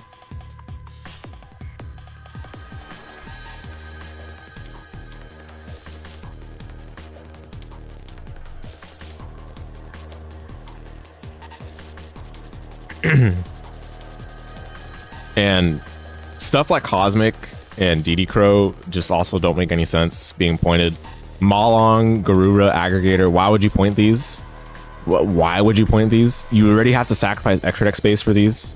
Why would you point these? These do literally nothing outside the context of Ultimate Slayer. Maybe Malong and Garura do something if you're running Grand Guignol. But if you're doing that, you're dedicating space in your deck to Cartesia, which is 3 points, and to potentially Fusion Deployment, which is not pointed, but that card locks you into fusions for the whole turn, which means it limits the types of decks that can use it to begin with. Just unbelievable. Like, okay, fine. Maybe Dark Ruler can be pointed, maybe. I still don't think this card should be pointed, but you could argue that 0 points, this card was like maybe outperforming its point value because it is a strong card. But modern Yu-Gi-Oh is just ridiculous, man. Like, what can the going second player realistically do? Like, the cards or the decks that Dark Ruler beats, you want Dark Ruler to beat those decks because you literally have no chance otherwise. And sure, like, my preference is for them to nuke those decks rather than nuke Dark Ruler. Should have won the coin toss. That's honestly skill issue. True. And like was said before, Ultimate Slayer is better with its package of extra deck. Better with its package of extra deck send to graveyard cards. That should already be enough to consider running it. Yeah. Like, you're not doing Ultimate Slayer to send, like... anyway, it doesn't matter. I don't even need to search anything. It doesn't matter. You're not going to send anything else. You're only going to send these cards because they're the best cards with Ultimate Slayer. But these cards are cards that don't do anything outside of that. Realistically, for like the majority of decks. Maybe if you're playing Dogmatica. Oh, Dogmatica, scary. Ooh, scary. Deck that's stuck in like 2020. So scary. Loses to 1 MST. If you're playing pure Dogmatica with Dogmatica Matrix. Loses to 1 MST. Okay, fine. You know, I'm definitely exaggerating a little bit. Thunderbolt is a good card. Thunderbolt's very good, but it's kind of it it's not enough, unfortunately.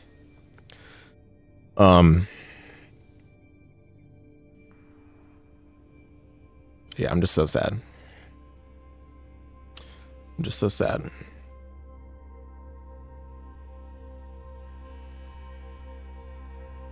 All right. Low usage decks players like will be taking another pass over the points list, looking for decks players seem to like but feel the points are a bit too heavy on. Six Samurai. Okay. Hear me out. Six Samurai deserves to have points in some regard, because this is another one of those, like, I might sound like a hypocrite, right? If I'm saying Six Samurai. Six Samurai is another one of those decks where if it goes first and if you don't interrupt it, then you just lose, right?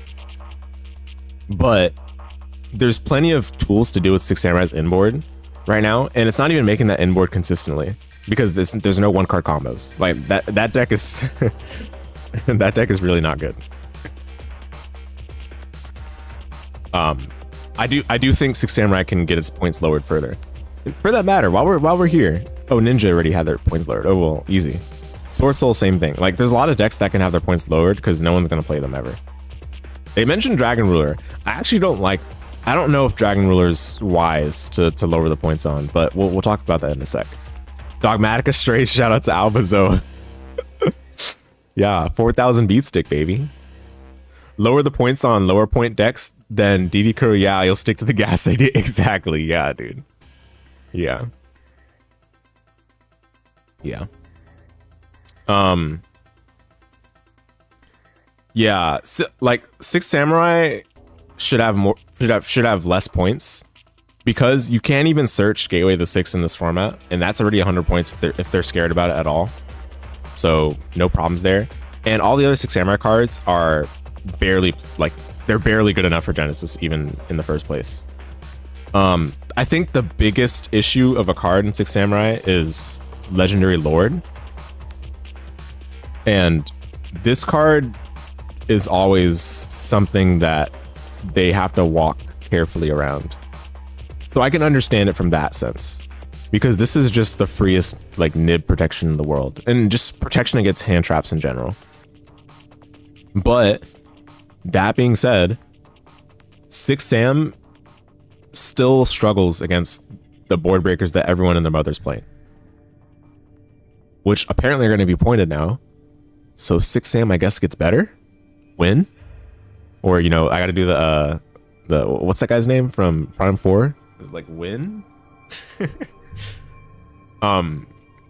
Kizan and Anishi, I love these cards because they're very balanced points of interaction that you can use, but they're not like overbearing or blowout inboard pieces. You know? Gateway to the Six response. Oh, got him. GG's. But Legendary Lord, I think if you just carefully make sure that this card is adequately pointed, then I think the rest of it becomes fine. Because again, there's no one card combos in this deck.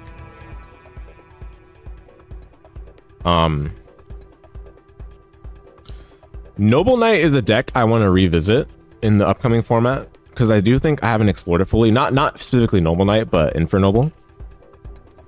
The problem with Infernoble is the inboard is very fragile. Like, literally dies to one kaiju. Just kaiju the Charles and you just automatically lose the game.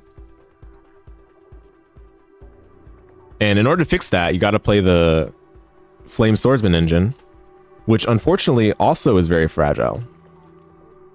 I mean, it's one card combos, thankfully, but it's so easy to get rid of the interaction. Used to be your jam, you missed Isolde. Nah, Isolde definitely deserved to be zapped. Unfortunately, that card is if that card were not like so generic, I think it would be a lot more healthy. But that card is not okay. I used to be an Isolde defender as well, because I was using it only in Six Sam and Noble Knight, but then now that card's not okay. It's a combo slop enabler. Yeah, I might revisit this deck.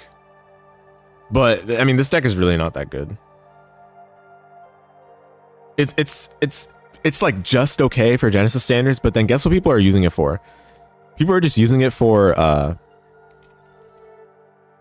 Rongo Bongo, which is still playable, by the way, because for some reason they decided not to make this card 100 points. Now, obviously, Rongo is not very prevalent anymore, and this is mainly because of Onomat being pointed very strongly, which, you know, good on them, good stuff, getting rid of Onomat. But this card, there's no reason for it to not be 100 points other than they're just trying to make a funny number. Too generic, should have made a Noble Knight lock. Yeah, definitely. Well, Noble Knight lock would have made it unplayable. They should have just made it like require Noble Knight materials. And also only summon Noble Knight stuff. Actually, maybe that's not enough. You're right. Might revisit it without that Bozo Rongo. Agreed. Yeah. Yeah. Sadly, I think Rongo is the only thing making this deck viable in the last format. But I mean, I don't play Rongo in it, but it's not that good. Anyway, I don't think there was other decks I had. There was like a spellcaster pile I was working on, but then I saw Elf Notes and I was like, Elf Notes are so good. So I got hooked on Elf Notes. But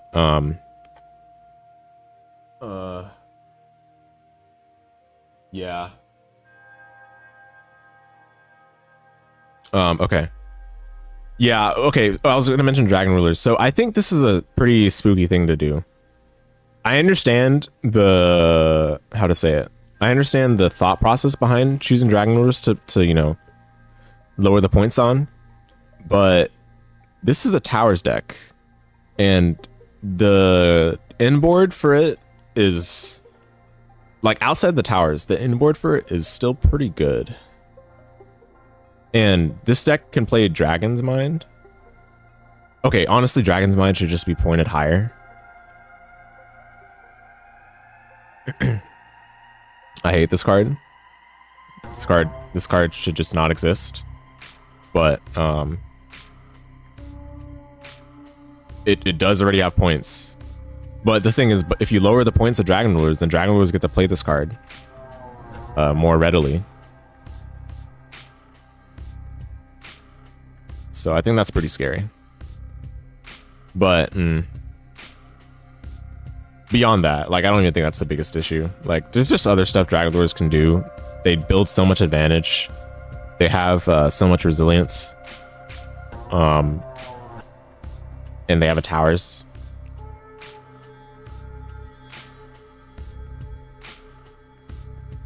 Spell Trap negate. There was something else they had. There was another negate. Or maybe it was a floodgate. I remember seeing a floodgate that they had. Can't remember. Maybe it's not on the Dragon Ruler archetype. You want to dabble with the X-Saber support, one of your favorite pet decks? Oh yeah, X-Saber. I don't know if the new support is good enough though. Sadly. Yeah, I was reading through it a little bit. I don't know if it's good enough. But it's cute that they're making more stuff for it, definitely.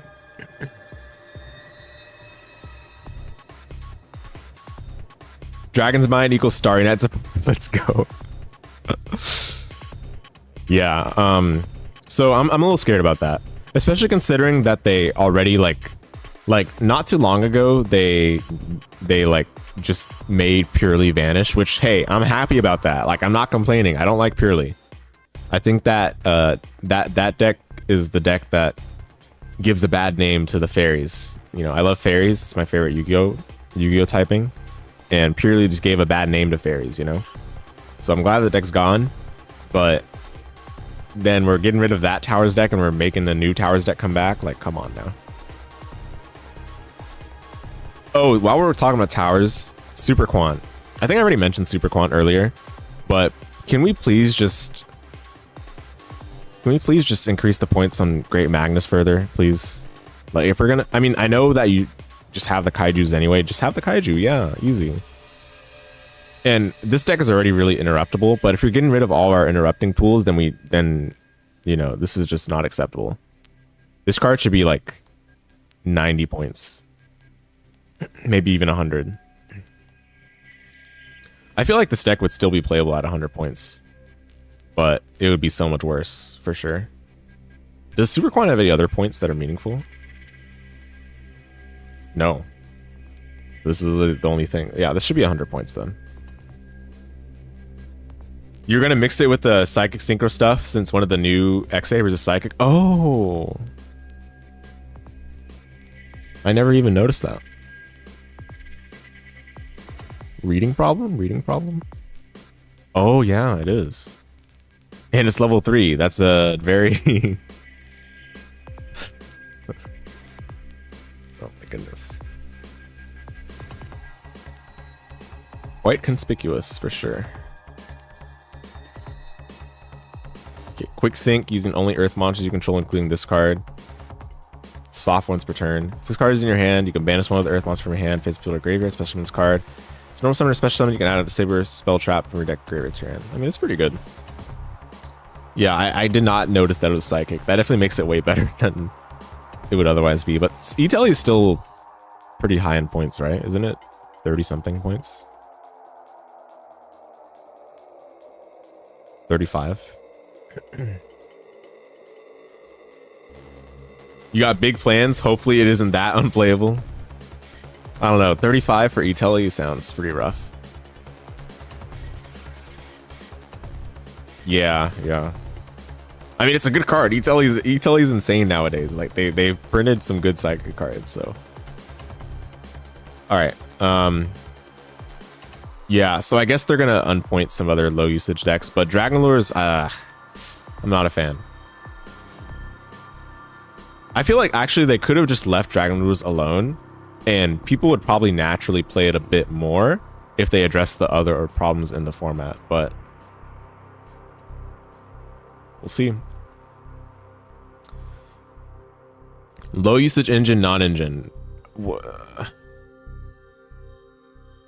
Okay. Well, okay. What are they even thinking of here? Like, it's got to be some like real juggernaut cards that they're gonna lower the points on for this to even matter. Because if they're gonna lower the points on, I don't know.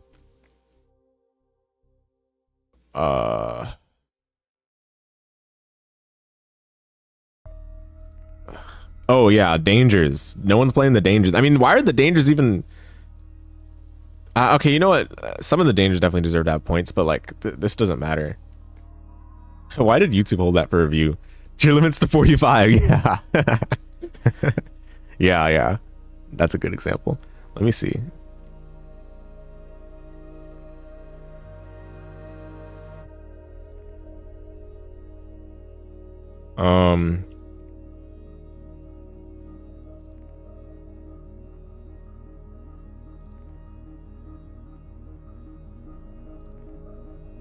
Well, shockingly, there's like a lot of stuff on here that I kind of don't want to see moved. Because I kind of forgot that they pointed them. Oh, yeah, I mean...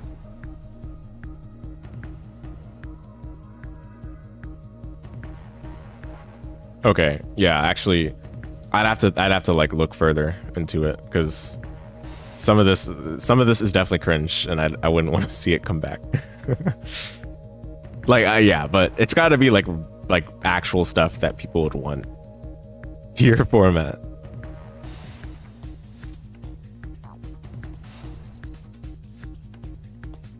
Yeah, I don't know. I'm looking at this and I'm like, good. I'm like, yeah, good. It's good that these are pointed.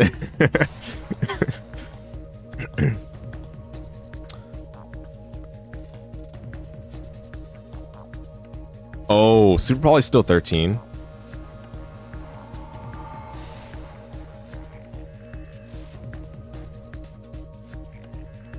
You know what? Nah, I'm fine with this. Super Poly, I hate this card. I wish it didn't say you just can't respond. If it didn't say that, I think this card would be a lot healthier. Because I was gonna say like board breakers, right? But no, like you can use this going first as well. And it can't be responded to. Yeah, never mind. Super Poly, I'd much rather have like Dark Ruler or Droplet. I know Droplet also says you can't respond, but Droplet, you have to like purposely pick the things that your opponent might have and send those away. I think I like Droplet's one of my favorite board breakers because I think it's well balanced for modern Yu-Gi-Oh. Is Is a good tier sworn deck even possible in this format? There's one guy called Peeps. Oh, okay, actually, I'm on the wrong account. But there's a guy called Peeps Yu-Gi-Oh! That's been playing like a Testina tier limit deck. And he, according to what he's been talking about, it's pretty good. I haven't looked too much into his deck, but apparently it's pretty good. It's an engine deck though, so you know how that goes. Yeah, honestly, I'm looking through this. I'm like, okay, I kind of don't want to see most of these. Tier Sworn with two tier limits and then being at 100, no way. Oh no. No, Peeps is not playing Tier Sworn, but like he's playing tier limit cards. Sorry. Yeah, no, Lightsworn. Lightsworn, they were so heavy-handed on killing that deck. Unfortunately.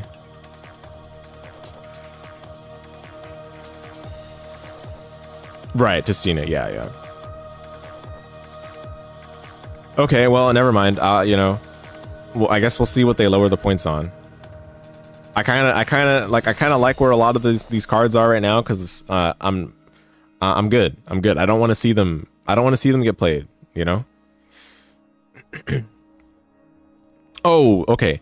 I already talked about Spenta, but this is a new card, so maybe we can wait on that one. Yeah, I mean, yeah. Maybe I'm just being lazy, but I just rather not see a lot of these cards.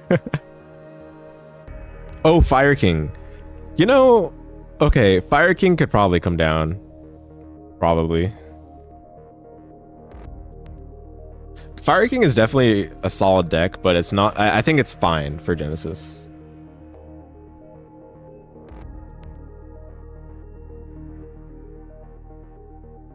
Okay, anyway. FTKs. Yeah, so everyone's been playing Exodia FTK, or not everyone, but you get what I mean. A lot of people have been playing it on both DB ladder and Omega ladder. And the deck is way better than it has any right to be. So, yeah, they're gonna nuke it for sure. Which is good. It's a good thing. That deck is probably showing that Pot of Greed at 30 points is still too low. Pot of Greed needs to be like 55 points probably. Ronin Totem from 60 to 48. Yo, hype.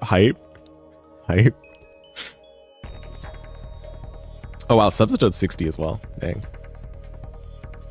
Pure Fire King was doing numbers like that still. Only early on. That was like the honeymoon period of Genesys. People were playing Fire King, and it wasn't even pure. It was a Dirac Fire King, which that was definitely brilliant. Like Dirac Fire King makes a lot of sense. But again, I think that deck is fine for Genesys. Like obviously, getting your board nuked by Meteor is kind of annoying, but like again, the power level of this deck is more or less what I would expect from Genesys. You know. And again, if people start playing this deck, then they can reassess the points again.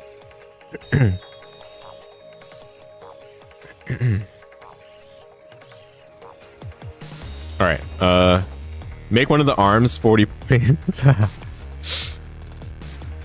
Yeah, but the Exodia FTK is gonna get destroyed for sure. There might be some other FTKs as well that are under the radar. All right. Blah blah blah blah blah. You keep using the hashtag, sure. All right, roadmap, FAQ or Q&A. Drac Fire King sounds more base than Snake Eyes Fire King. Oh, definitely, yeah, definitely. No question. Big tops. Okay, whatever. Yeah. Lower power format, can that be fixed? Oh yeah. This can already be done. One of the beautiful things about Genesys is that the tournament organizer can just adjust the point cap. Setting the point cap to 50 or 25 cuts the power level of the tournament's decks considerably. A 10-point cap limits the use of point-costed cards to only the smallest point cost, and only a handful of those. A 0-point cap cuts them out entirely. Ask your tournament organizer to try different point caps if that's what you're looking for. I mean, I mean, I think Genesys has to like stabilize and marinate into people's like purview before this is even something that anyone would be willing to consider. And it's still not at that point yet. So this is just kind of tone deaf.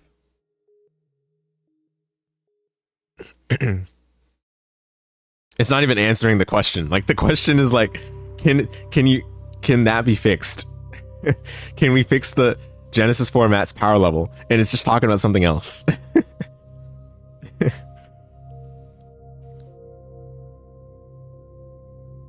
It's PR speak for that's your problem, mate. Yeah.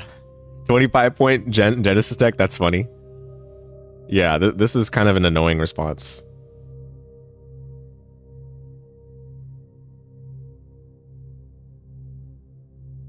Like even if they thought that Genesys and its current power level was fine where it is, it would still be fine, in my opinion, to address the concerns that people have. I know people like Farfa kind of whiff waffle on things like this, but it's fine to address their concerns, right?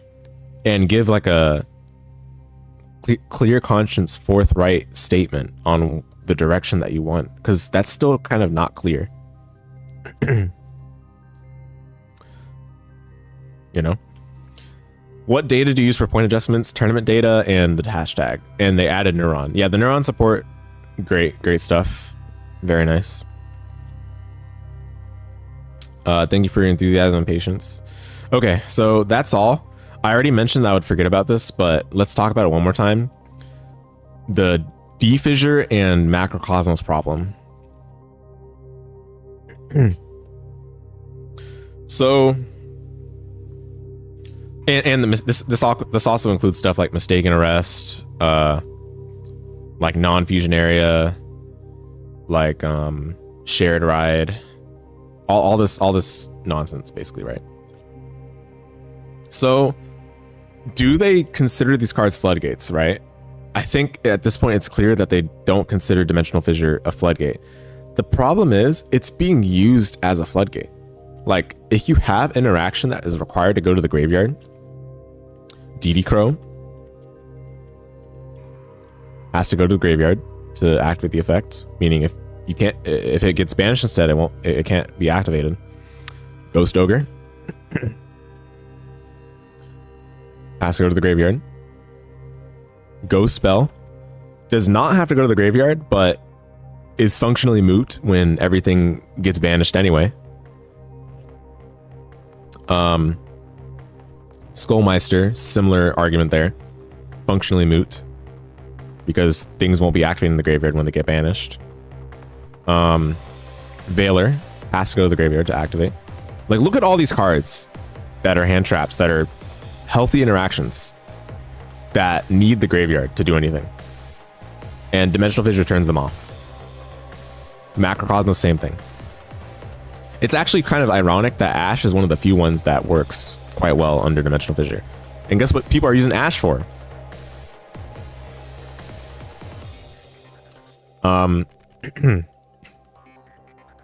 Mourner also works under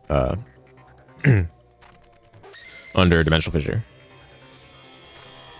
Why would any deck even exploit these like that? Malice doesn't even exist. This format, maybe Cash. I mean, that's the problem though.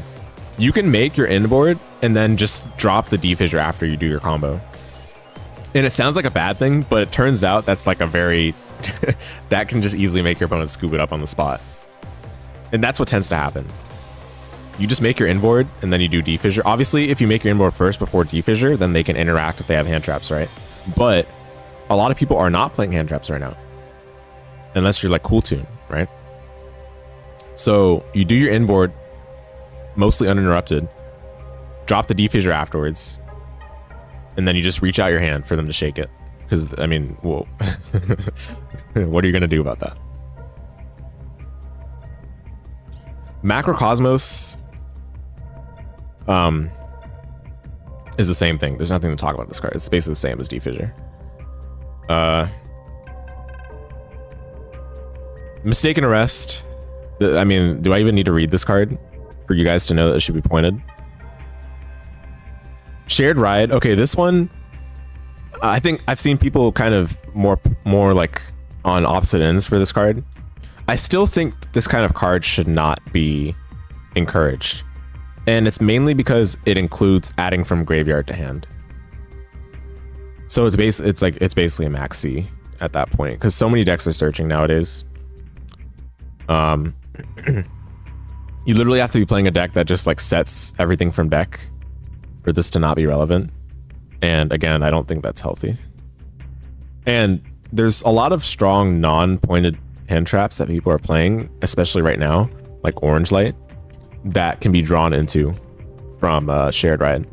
And Orange Light is surprising that they didn't mention, given that they're trying to like bring their hand down on so many other things that people are playing. But I guess Orange Light is still pretty niche. I mean, it's sad that it's being used in decks like Super Quant and Cool Tune to make them like even harder to play through. But yeah. And Green Light is in the same category. Reminds you of the old Master Duel Classic, full inboard, then drop the max seed standby. Yeah, dude. Yeah. I mentioned all those. There's Gravity Clasp. This card is pretty bad, but you don't want this card to be good. So just don't even let it be played. Don't even let this card become like a real problem, pretty much. Non-fusion area, same thing. This card, non-fusion area, is also bad, but when this card is being considered to be played in the side deck, you know that there's something wrong with the format. So this card should also not be allowed. Like, all these bad floodgates should just be gone. There was one more I'm forgetting for sure. Well, Poisonous Winds. Poisonous Winds as well. Like, I think people were using this against Radiant Typhoon. I haven't seen it that much, but again, like these are like bad floodgates that should just be pointed out of playability, right? And then if people are considering playing these decks or playing these cards, that means that those decks that they're playing them for are bad problems that you need to get rid of as well. So Radiant Typhoon in this case. I'm forgetting one more card I mentioned. But like there's so many like bad floodgates that people can run. So, oh, something that I think a lot of people are not talking about, Aurora Paragon. I mean, this card is also bad, but this card should just be 100 points as well. You can actually, I'm running this in a build of Pure Dark Lord, and you bring this out off of either Shadow's Light or Condemned Witch. So Condemned Witch summons a level 4 fairy from deck on the opponent's main phase, and then Shadow's Light can bring it out on your turn, but it's not as good because they can just normal summon to get rid of it then. But when you have it with Condemned Witch, you just wait till they normal summon, and then you bring out Aurora Paragon, and then they just can't play. Like, obviously that's not that good, right? But you shouldn't even allow this card to win a game. Like, I would think, at least from a Genesis philosophy standpoint, I feel like this card should not be. Anyway, all right. I've rambled on and on. So yeah, I mean, as you can see, I'm pretty frustrated with this blog post, and it's not even like they said that many bad things. It's just that the bad things they did say are like really bad. So, and this was like the one thing that brought me back to Yu-Gi-Oh. So obviously, if it doesn't end up working out, I'm not playing advanced. So I'm just done with the game. You're a fan of Shadow's Light W card? Oh yeah, it's a cool card. Too bad it's pretty niche, but maybe that's a good thing. Yeah, all right. Not much else to say here. You thought we all loved Advanced Slop. Advanced is definitely better than it was in 2024.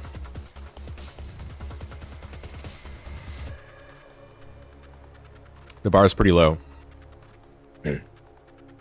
Every time I see people bring up like, oh, dude, advanced right now is so good. Like, it's so much better than 2024. Like, I can't even take it seriously. Because, like, are we seriously comparing a modern Yu-Gi-Oh format to one of the worst? Like, anything is going to be better than 2024 Yu-Gi-Oh. Are you saying that you love Tenpai or you love Snake Eye for the 1000th time? I mean, actually, there was still like Snake Eye in 2025 for a little bit, wasn't there? Oh my goodness. Anyway, all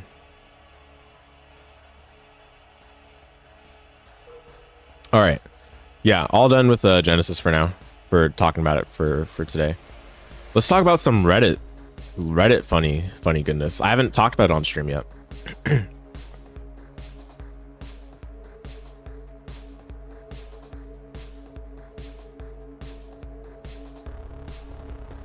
This trash was way better than this garbage. Yeah. Actually, though, that's what people sound like when they're saying that kind of stuff. All right, so I made a Reddit post on r/Metroidvania a month ago, as you can see now. And a lot of people had some thoughts on it. 723 comments. This was one of the top posts of the month, I believe. It's just about runbacks. I mean, we've been yapping nonstop about this on recent streams. Yeah, I mean, since this post, I've just become so jaded with the subreddit because it feels like so many people are too stuck in like accepting a game for what it is rather than seeing how these games can be made better or improved, you know. And obviously some things people will just naturally see as not a problem or not be bothered by it. Completely fine if you're not bothered by these things, but there's only opportunities for these games to be made better. Saying that these games are just perfect the way they are is how these games start to stagnate. And that's how we start getting all these clones of Hollow Knight, and they're just really bad quality. Because honestly, the majority of games that release, the majority of Metroidvanias that release nowadays, they're just awful trash, awful garbage in the indie space. And I'm not even talking about the gameplay being like, if you can even get to the point of gameplay. I'm talking about like the functionality of the game. Like the game just not being functional, or the game not even being a Metroidvania. Instead of being a Metroidvania, it's just another platformer, pretty much, an action platformer, using the Metroidvania as marketing, right? Anyway, the meat and potatoes of this post was whether a run back is 20 seconds, 1 minute, or 1 minute does not matter. So the amount of time it takes doesn't matter. They add nothing meaningful to the Metroidvania. And the context of the post I made here was Mio's release. Mio was a Metroidvania that released in a 1 second, sorry, privacy screen.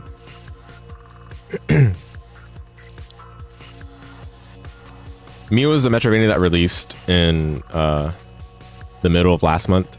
Or no, I said last month. It's March now, so January. And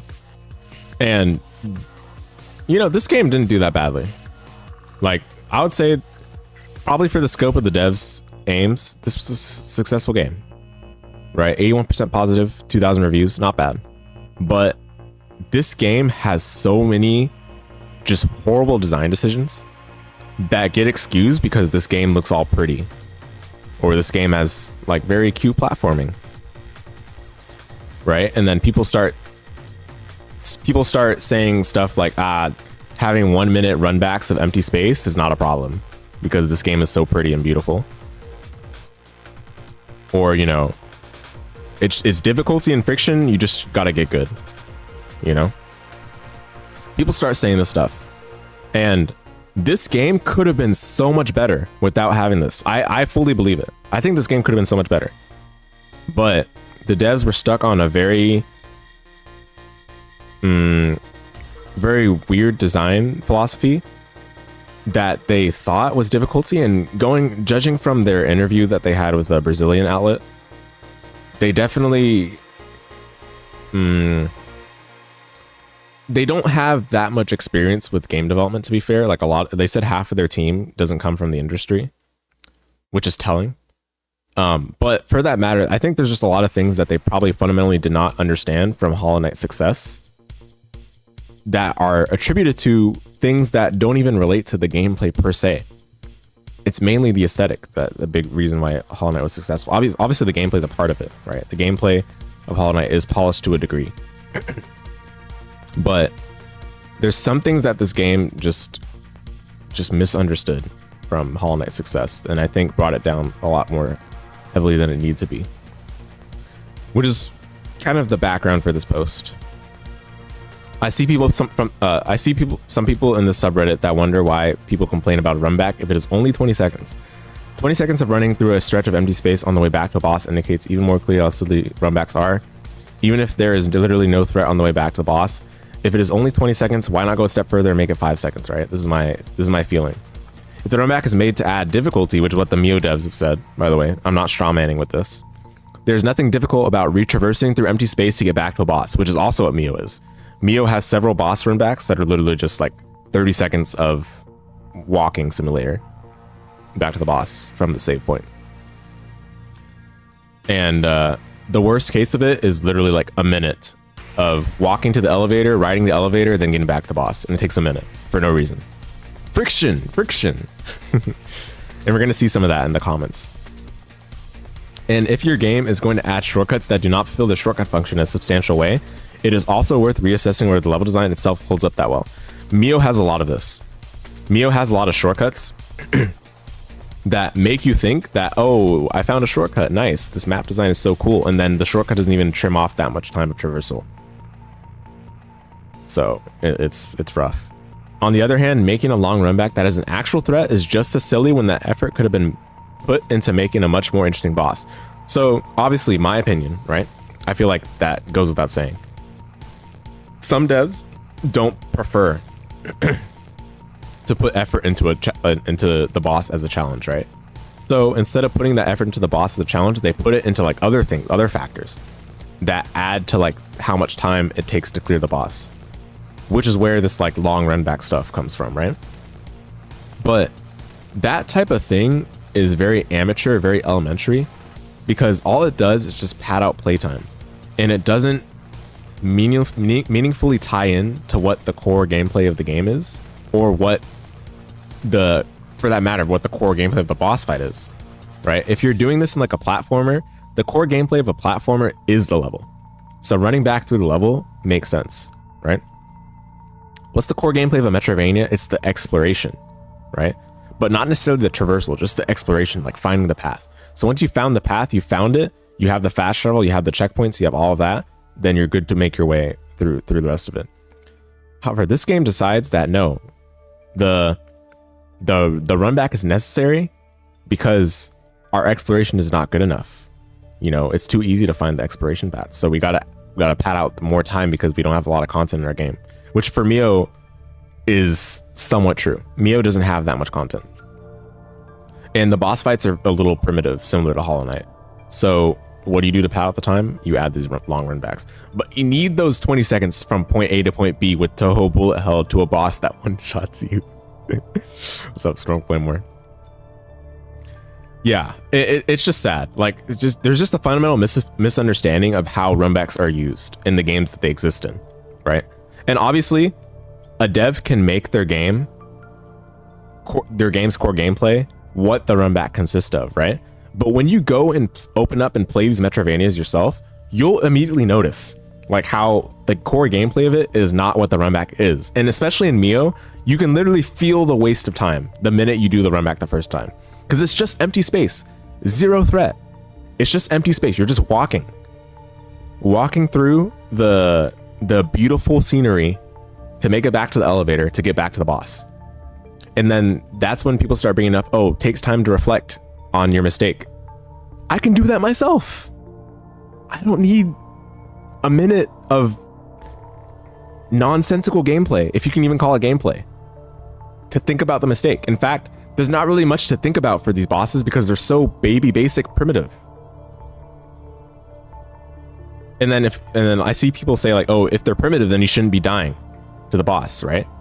Well, no, it turns out that a lot of the boss designs for games like this just have some baked in knowledge check that's meant to bait you into dying. Dark Souls games do this a lot. From Software's games do this a lot.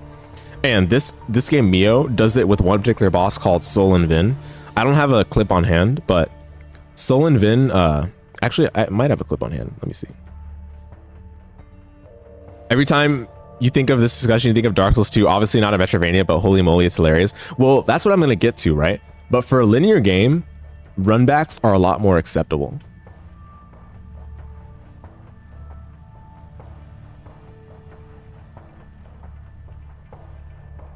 You got to see the Iron Keep boss from back in Dark Souls 2. God darn it. You don't understand. It's the devs' artistic design to get me pointless hell and screen loading to the boss. You need to think about your mistakes by having a timeout in the corner.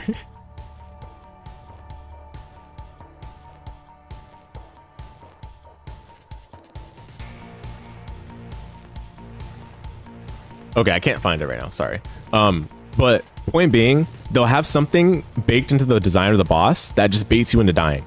And if you don't know, there's no possible way for you to get through that on your first try. Especially for Sol and Vin, which is the boss that two-shots you no matter how much HP you have. I don't even want to get into the nonsense that Mio has, to be honest, but I'm just trying to establish the context, right? For all this, so that they can justify having a pointless minute-long run back to pad out the time of clearing that boss. Because that boss is actually very easy, but because, okay, fine, I can't say very easy because I haven't played it, but from what I've seen people say and from footage I've watched, there's not much going on with that boss in particular. It just has it has a couple of instances of pattern memorization where, of course, before you memorize those patterns, it's death bait. When you memorize them, it's very easy to deal with, and then the rest of it is just a cakewalk with the attacks. The run back is breaking out in groups to discuss. Is us breaking out in groups to discuss. Oh my goodness. Yeah, so I tend to see people justify runbacks when the boss is very primitive, which is not any better reflection on the basis of such an argument, right? Because again, if the boss is very primitive, that means you should have added more if you wanted to feel like a challenge. Because no one's gonna see the boss as a challenge, even with the long run back. They're just gonna see the run back as pointless time wasting because they know the boss is easy. And then I cap it off with the player has already done the traversal that overlaps the run back as part of the exploration in a Metroidvania, right? So any force-free traversal that is included in the trial and error process of learning a boss is just pure time wasting. And then I think there was good discussion that was had here, but we'll just take a look at some highlights, right? I like this comment a lot. The only thing worse than a run back is a run back with an elevator right in the middle of it. Even worse is in Dark Souls where you have to either send the elevator back down before fighting the boss or else push the button and wait for the elevator during the run back challenge. I mean, yeah, this is in Dark Souls, right? Which is a more so of a linear game. Dark Souls 3. But I mean, even Dark Souls and Dark Souls 3 have their instances of non-linearity.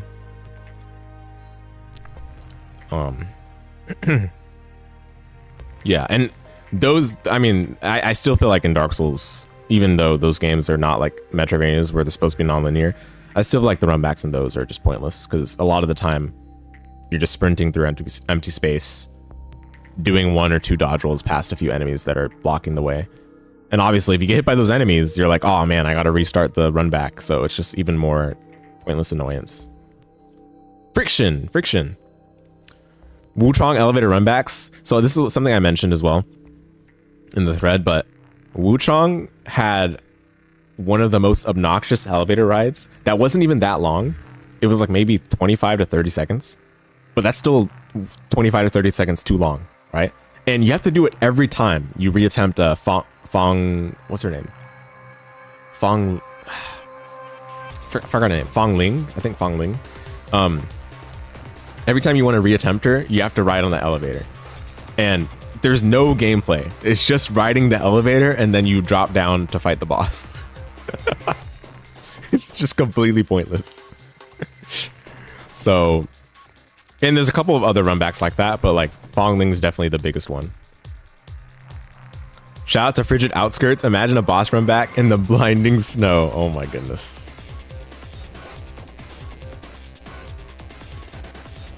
Yeah, if you guys want to see this thread, I'll link it in the description as well, but you can also check yourself.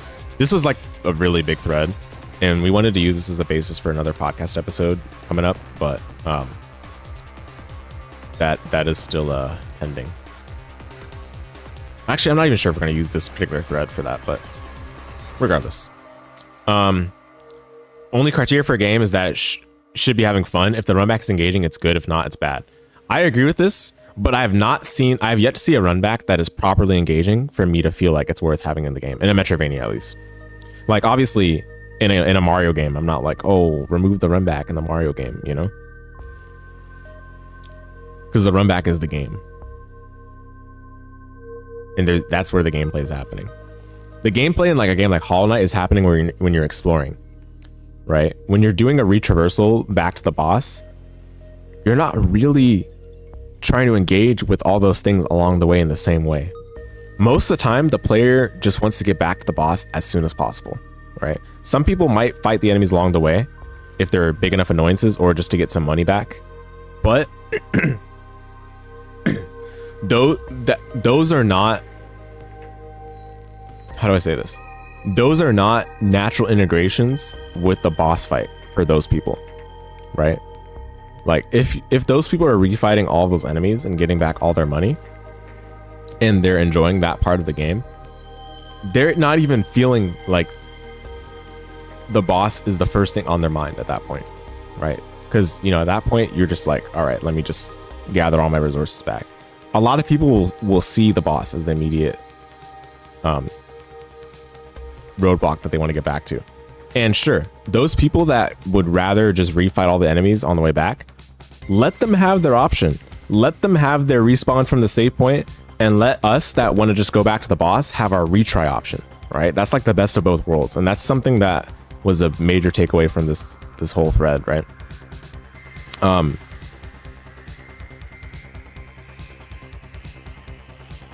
Yeah, and this person says why I like the runbacks in Silksong where hits ones in Mio. I think Silksong is still pretty guilty of having bad runbacks. But I mean, the bar is low, so yeah, it's definitely better than Mio. Mio's runbacks are literally just walking through empty space, and you have really bad movement in Mio. So the fastest movement option you have most of the time is just walking. So it's really unengaging and bad. Retro H said, good runbacks are fine, most are not good. This is also correct. I would agree. Everyone tries to justify something like Hollow Knight having runbacks, but no one ever says Prince of Persia detracts from the experience by letting you retry the boss in the boss room.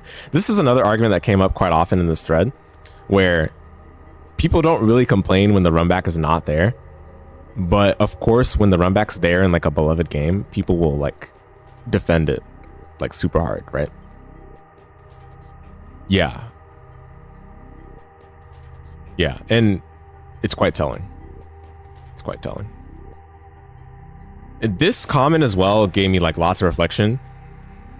People saying, hate how they added Dreamgate. Bosses are so much harder now that I'm deprived of the runback. So funny thing I've seen in response to this is things like the Dreamgate is something that you can like greatly look forward to as like a reward, right? But the Dreamgate being there, if you see that as a reward, that means you want the runback to not be there at the end of the day, right? Because if you saw it as a reward and you're using it, that means you don't want the runback because you know that it's just a better option. So therefore that means if the option to skip the runback is there, you'd use it. So all these people that are defending runbacks but use the Dreamgate, this is the kind of logic that ends up happening. Now you could also say that, oh yeah, the runback, I just make use of the runback because it's in the game and I just make use of whatever the game gives me, right? And I don't have a problem with it. And again, for the people that don't have a problem with it, it's fine to not have a problem with it, but these games can only benefit from having these additional options that allow you to not have to deal with the runback, because the runback is just pointless padding in a lot of these games. Favorite game can do no wrong. Yes, indeed. That is correct. That is correct.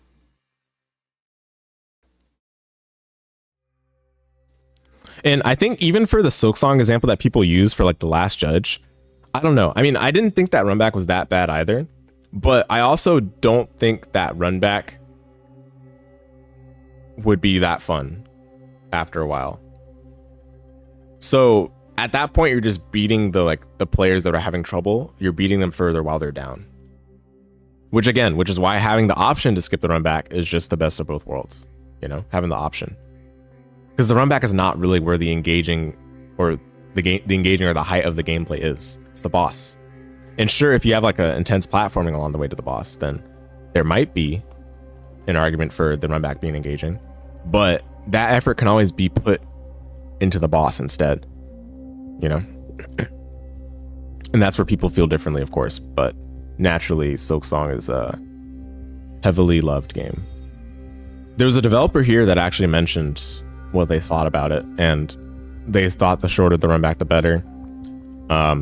Short run back is fine. Can you have a different rhythm or flavor to the game? But, you know, run backs can very quickly feel like a waste of time. So if it starts feeling that way, better to shorten and respect the player's time.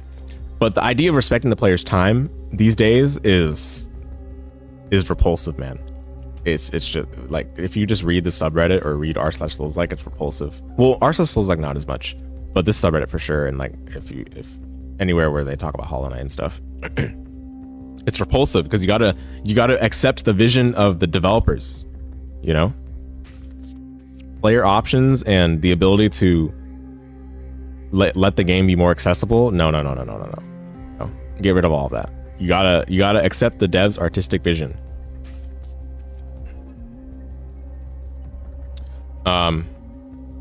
They're fine as long as they're considered in tandem with the boss experience. But when does a player realistically consider them in tandem with the boss experience?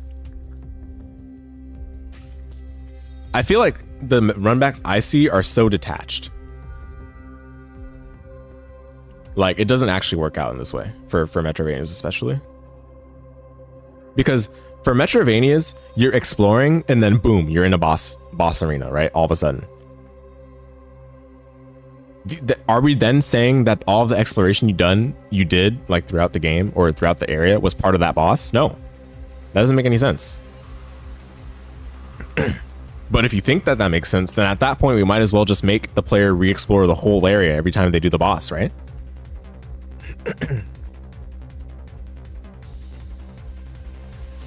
What do you mean respect their time? You want them to say, oh, stay on our game longer? Yeah, true. The last time we respected a dev's vision, we called that game Devil May Cry 2. Oh, it's good. It's a good one.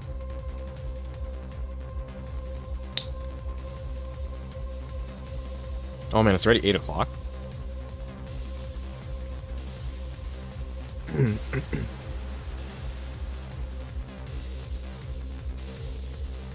Oof.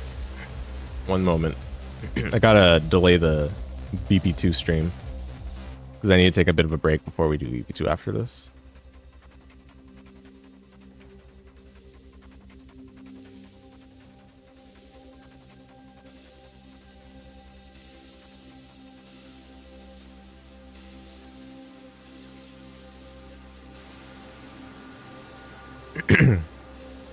Yeah, but anyway, I don't actually think anyone would, like, if we think about this a little bit more, I don't think any Metroidvania would actually integrate the run back together with the boss in such a seamless way. Because you're exploring and then bam, you're in a boss arena, right? That's usually what happens.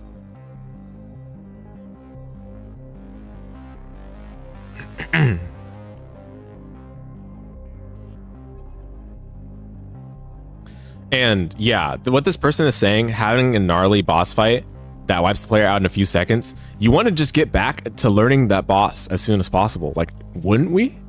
I would hope so. But a lot of people just advocate for the game wasting their time in games like Hollow Knight. And this comment was interesting too. Like the thought of fewer save points and just having a super well interconnecting world that loops back on itself. The downside is whenever you put your boss room could be far from the save point, but remedied by having a separate checkpoint right outside the boss store. I like this a lot. And I think a lot of people would say that this takes away from immersion quite a bit. It really does not. It really does not. And since when did we have to make sacrifices on immersion for good features, for good quality of life features, right? they really should never have to be like a tit for tat kind of thing. Like I asked for this, but I have to take away from someone else to get this. Like it should never really have to be like that. If you designed your game well, all the immersion will be intact because your immersion has something solid to stand on when your game is designed well.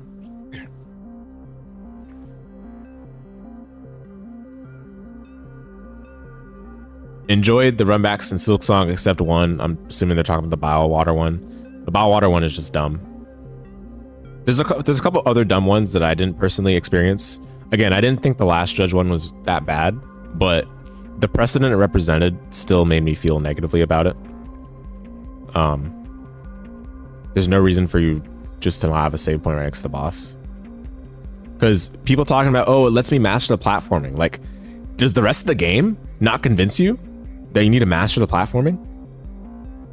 The rest of the game should be what gets you integrated into how the game plays. You shouldn't be first learning like, oh, I need to be good at platforming when you're doing a boss run back. That makes no sense.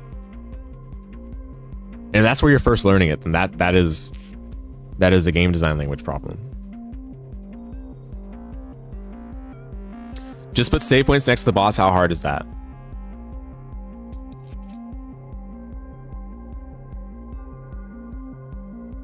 Yeah, Zexion has a checkpoint save for bosses and gauntlets for quick restart. And a lot of people still consider Zexion very hard, by the way. Zexion has so many good quality of life features, and people still consider this game hard on Steam.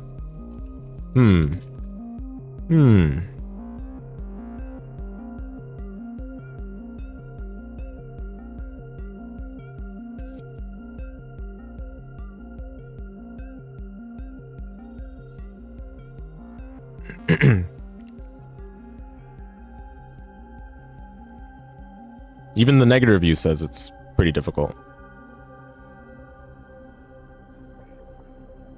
So you can still have a game that's meaningfully engaging with the player in terms of like difficulty or whatever, that has good features. It's not like they had to make sacrifices on the immersion for that. It's some nonsense, dude. Why would that even be a con, having a save state outside? According to Team Cherry, it would make the world feel artificial. So we should just accept their vision. Because making the game be able to reach a wider audience is despicable.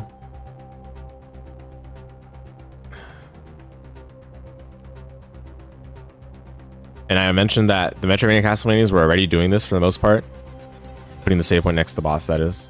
But for whatever reason, certain modern releases decided they need to reinvent the wheel or have some kind of quirky friction. And we're going to see a comment later on that talks about friction, and that comment just annoyed me so much.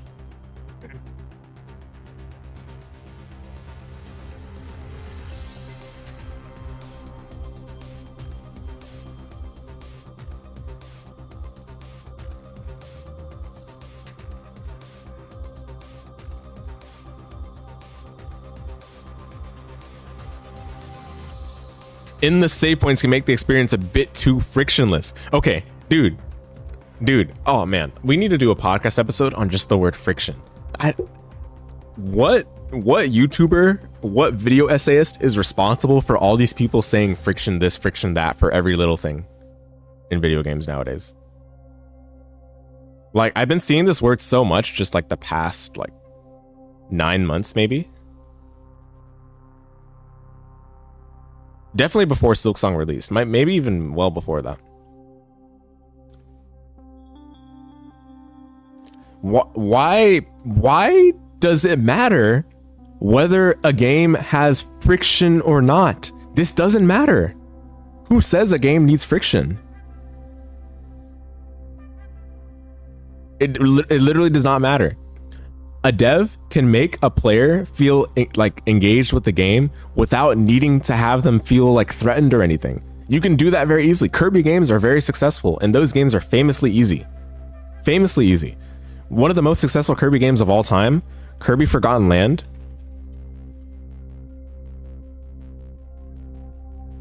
This game is very easy as well, but is such a good Kirby game.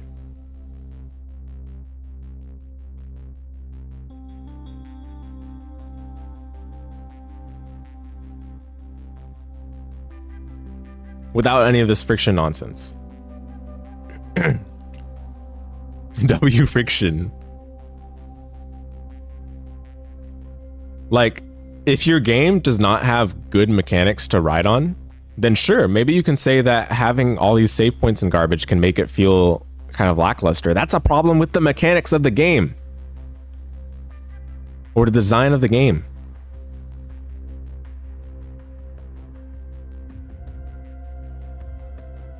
Forgotten Land had too much friction for your taste, TBH.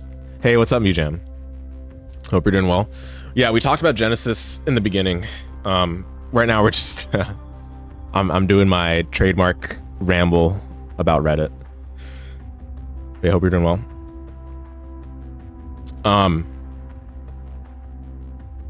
Like, this does not matter to me. Like, obviously for some people this is a deal breaker, right? And modern gamers are like I see this so much on Reddit nowadays. Modern gamers, because of the From Software epidemic, are like, oh, I need to feel my difficulty, you know? I need to experience the weight and the tension of dying to the boss, because otherwise there's no threat.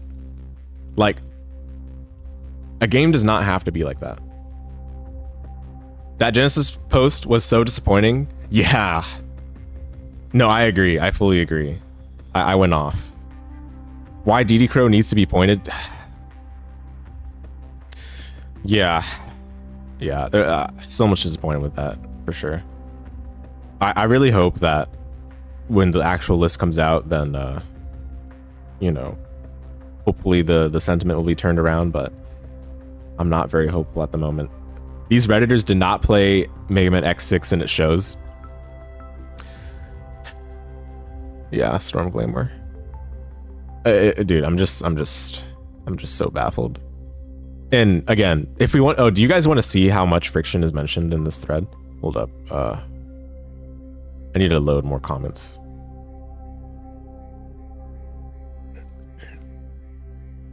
I think friction is mentioned actually quite a bit. And some comments are collapsed, so not all the mentions will be included. 66. 66 mentions of the word friction. Dude, this word just needs to be deleted from the internet.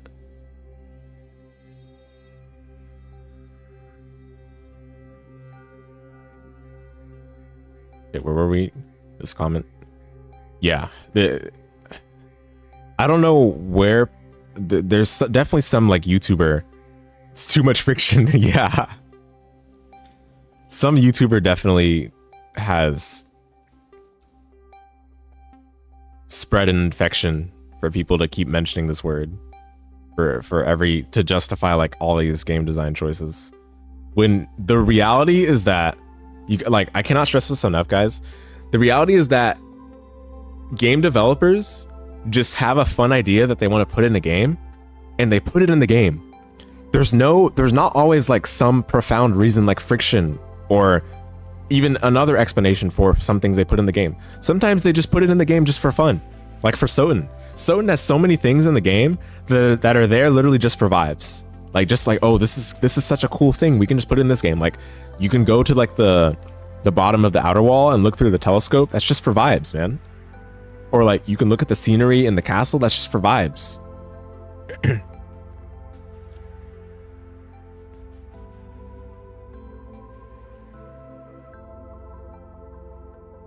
Like you can pick up the or no, actually even another one as well. You can go to the spike room and not have the requisite things, but you can still try to get through it, right? Like, oh, I'm getting hit by the spikes. Ow, ow, oof, ow, ow. Is that there for friction?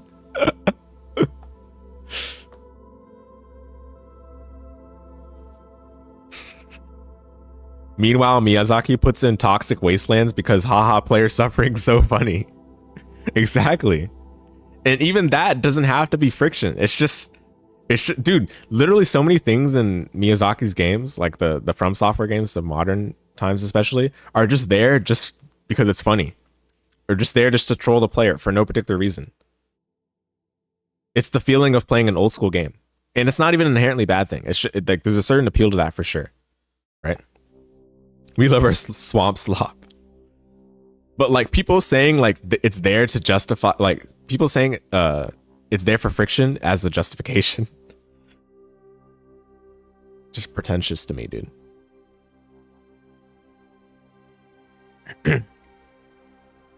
Maybe the best solution is to make the game fun. I will say the commenter's right about that. Just make the game fun.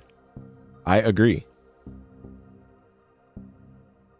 Serial complainer here. These days, I find myself constantly annoyed with video games that don't give me instant gratification, much to the detriment of my enjoyment thereof. Generally averse to runbacks. There is an ideal runback design where it feels part of the boss fight and not just artificial challenge. I hate this word artificial, but I'm not going to get too stuck up on it. In such a scenario, I think runbacks are excusable. Blah, blah, blah.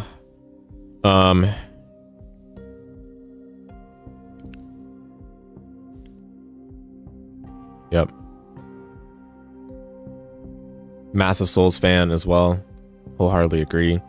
Some developers have mistakenly latched on to certain features that aren't enjoyable because they misunderstood why the thing they are trying to imitate became so popular in the first place. This 100%. Oh my goodness. Like I would give like 10 thumbs up if I could. Imagine most players enjoy Souls games despite the runbacks, not because of them. I mean, some players apparently, especially based on this thread, apparently they enjoy them because of the runbacks, which is some craziness. Masochism. Truth nuke? Exactly. Oh my goodness. Even From Software realized that they didn't really add anything more to the experience, so they put the stakes of America everywhere in Elden Ring and really cut down on the runbacks. And apparently to some people, this is very divisive. For some people, this is very divisive. But I'm sure the quality of the action RPG experience was improved through this because it allowed them to reassess some other systems. Right? I mean, yeah, removing the runbacks forces you to kind of rethink some things you put in the game to see if they still hold up. That sort of rethinking process, I think, is important for allowing for the games to improve. Other devs are sticking so vehemently and rigidly to the Souls formula that they're not questioning whether or not they're adding fun or taking it away. Yeah, they're just copying blindly. Can tolerate a runback if the game is good enough, but that's really the best thing I can say about them. Also think they're much worse in 2D, which makes them exceptionally tedious in Metroidvanias.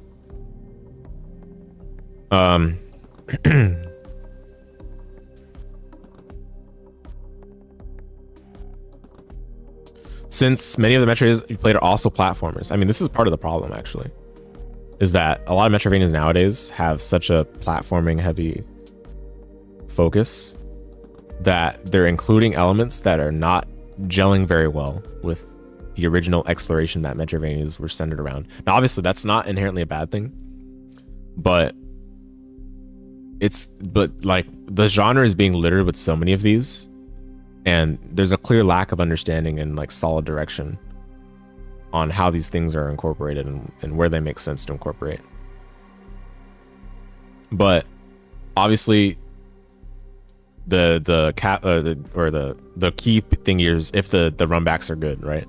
But are the runbacks good? I think if Mio's any example to go off of, no. I really want to pull up a Mio. Okay, hold on. I really want to pull up an example because it really would help to show for you guys the nonsense that's in that game. I just have to pull up a clip from Demogen. By the way, shout outs to the Demogen, Metroidvania reviewer. He's the GOAT. He also makes all the maps that people use for guiding themselves through his game or through the Metroidvania games that are released nowadays. Let us see. Okay, here we go. And he had a runback timer for this boss. It's pretty funny.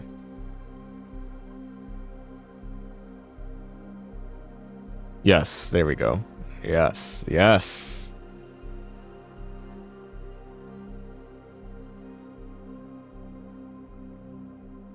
Oh my goodness, he was doing this for a long time. Wow. This really does waste your time. It's unbelievable, dude. Okay. Where does he do the run back? Oh, okay, here we go. Here we go. What the? Oh, it's because I logged into my other account.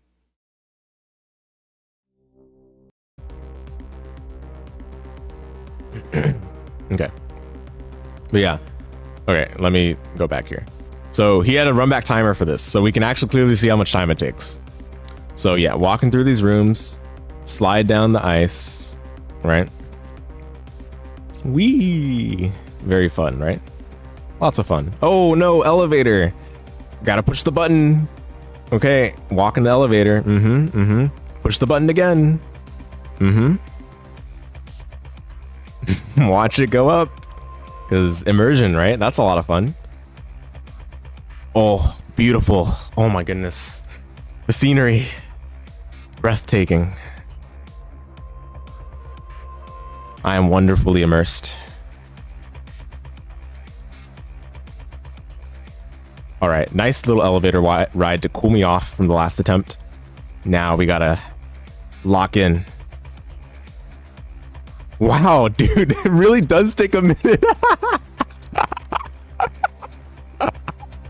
Dude, it's even worse than I was even thinking of in my head. Oh my goodness.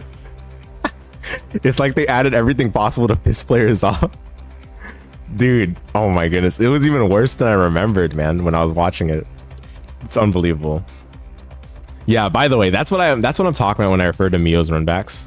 This is obviously one of the worst cases, but like this type of nonsense is still what you have to deal with. And by the way, this boss two-shots you, so you get barely any time to even take in what's happening with the boss. And he has separate timers for the boss fights, how long he's spending in the boss fights and how long he's spending in the runbacks. And I think by the end of it, it's like over triple the amount of time he spent in the boss was spent on the runback.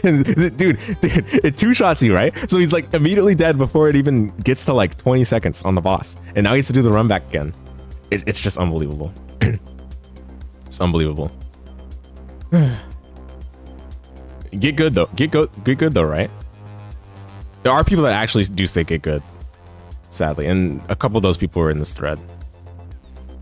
There was a commenter on the podcast episode that thought I was strawmanning these things. I am not strawmanning this. I would not strawman something like this. I wouldn't strawman at all, but of course, you know, this especially I would not strawman. If anything, the fact that people are saying these things is what has fed me like my like, you know, my talking points for eternity, you know, because these are things that people are actually saying.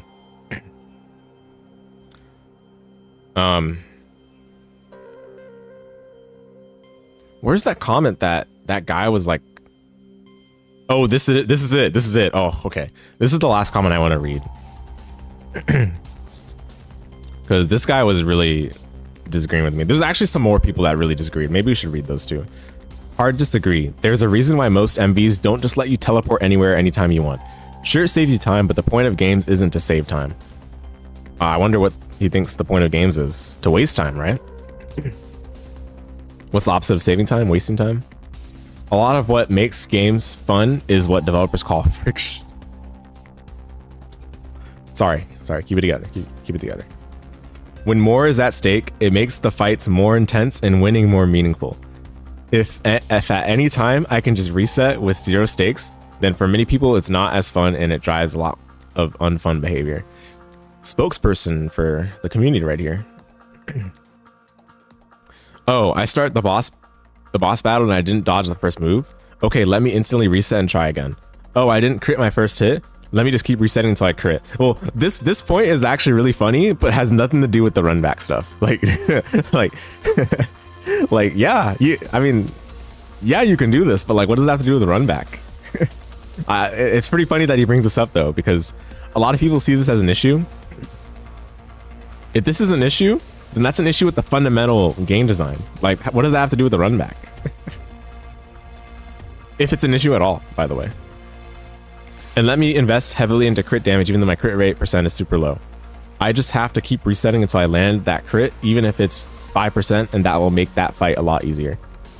Does everyone enjoy friction? No. Like any hobby, there are different types of games tailored to different people. The really cool thing is that you can just choose to not play the games you don't like.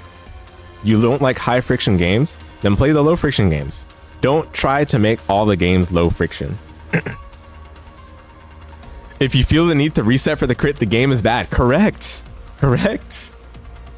It feels like every person who used the word friction in this thread has a different interpretation of the word. Yeah, dude. I think, Gilman, that is telling for how horribly vague the word is. And I responded to him. I responded to this guy with that.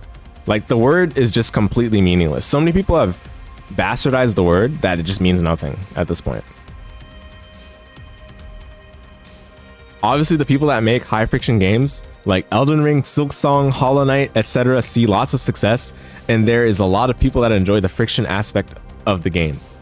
Runbacks obviously adds something very meaningful, such that very talented developers who spend years developing their game and make very calculated decisions find it meaningful enough to make it an essential part of the game. This guy is seriously like, this is some cocky nonsense, dude.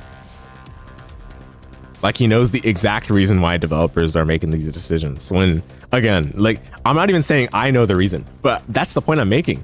I don't know the reason. A lot of the times there might not even be a reason, right? Like, you can pose the hypothetical that maybe it's added for some vibes, or, you know, for just because it's fun, right? Or just because the devs want to troll you. Like, a lot of the time it isn't even because they're thinking about friction.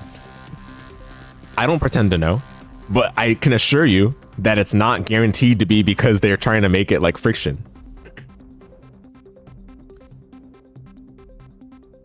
I'm pretty sure Miyazaki has even said in interviews before that that he wants to like create a satisfaction of overcoming a challenge. And not one time did the concept friction come up. Friction is just what people are assigning to all these things. And the audiences obviously find it meaningful as evidence in them buying and developing cult following into these games. This is... You guys want to know a term? It's called a non sequitur. Non sequitur. That's what that statement is here. The audiences find it meaningful as evidenced in them buying and developing cult following to these games. A conclusion or statement that does not logically follow from the previous argument or statement. These games being popular does not necessarily imply that they find these exact mechanics meaningful. Like, what?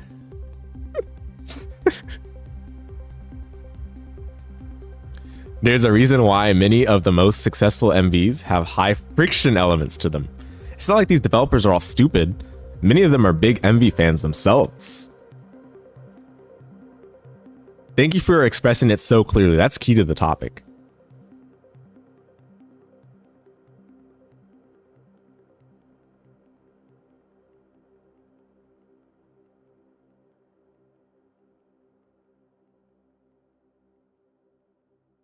Oh, so now, you know, we went from where are we? We went from for many people it's not as fun. We went from many people it's not as fun to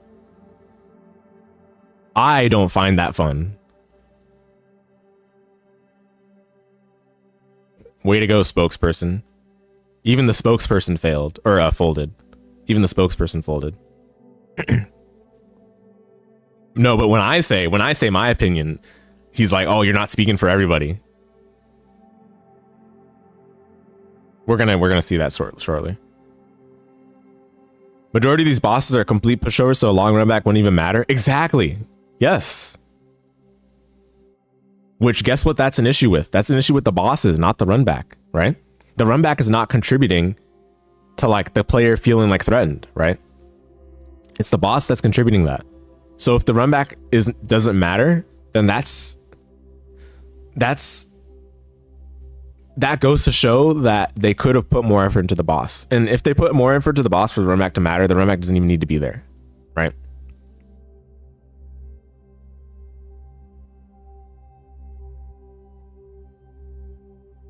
It's kind of like the friction from bosses is better than the friction from a pointless runback. Yes. Because this guy's saying boss fights in Elden Ring are so much harder on average than anything from the opposite end of the soul spectrum.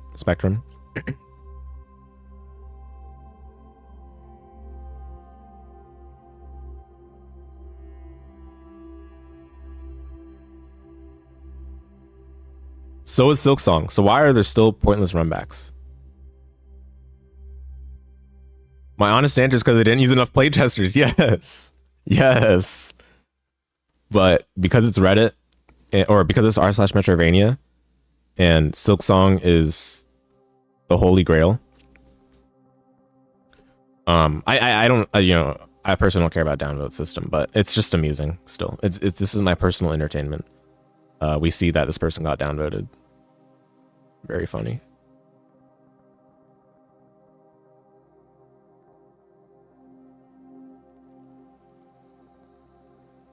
Yep, that's a problem that runbacks don't solve. Yep, exactly. Runbacks incentivize this behavior, the resetting behavior that he's talking about, because this guy mentioned the resetting thing for crits, and yeah, runbacks actually do incentivize that behavior, because if you get hit like just a tiny bitty scratch from like an enemy on the way, then you got to go back and, you know, refill your health bar, or you refill your resources, right? Wants you to min-max your chance against the boss to engage in anti-game behaviors. Yes, yes, yes. In fact, guess what people end up doing a lot of the time for runbacks? You see, you know, you have all these enemies that you scatter all over the place. People try to, as much as possible, skip as many of those enemies. Not engage with those enemies, not try to kill them. Skipping them, because skipping them is faster and lets you get back to the attempts on the boss much more quickly. An interesting angle that I was thinking about much after the fact was for speedrunning. If a speedrunner is trying to get like a good clear time on a run, obviously speedruns have lots of runbacks, right? Because you have to start the run from the very beginning for an RTA speedrun if you make a significant enough mistake. Would the speedrunner then try to increase that amount of time further by saying, oh, you know, I'm gonna do a little dance around, I'm gonna you know, every time I mess up, I'm gonna do 100 push-ups, right? Like, okay, you know, to be fair, that's content, right? That's content. Seeing someone do 100 push-ups every time they want to do another speedrun attempt is content. But that's not a sound formula for getting good strings of attempts to getting a good RTA speedrun. You want to focus as much on the run as possible, because the run is what you're focused on doing. If you're also trying to build those muscles in your back, maybe you do, or in your chest or back, maybe you do those push-ups as well. But that's a distraction from the actual task that you're focused on.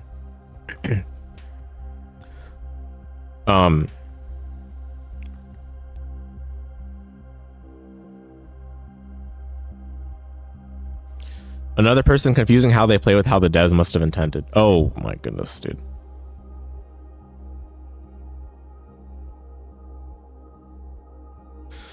I love Reddit. Yup, Rain World is the poster child of friction. Look at how much a cult hit it's become. Mio, the most recent Metroidvania with friction mechanics. Some hate it. I love it. I can assure you, the love that Mio's been getting is not related to the friction mechanics. It's because of the art.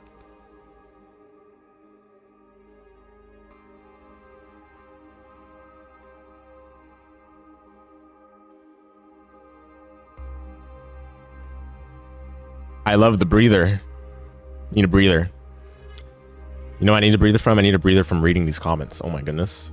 Yeah, don't worry guys. After we read this thread tonight, like I've already been kind of done with the subreddit, but I am like 90% done with the subreddit. 90% done with engaging.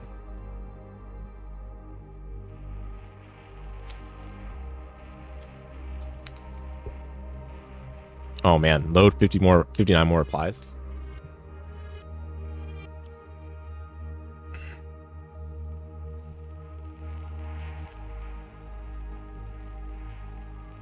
Have not heard games with those mechanics that are considered top tier. This guy's never played a Kirby game.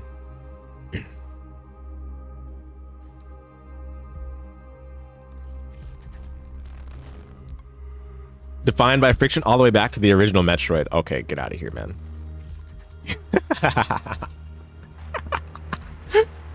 Dude, this is like this is the thing that I think someone was saying I was strawmanning on.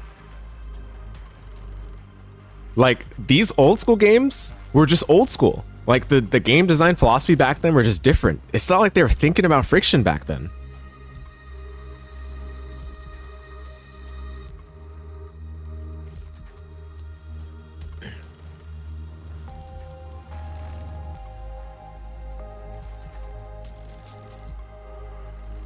This comment right here as well.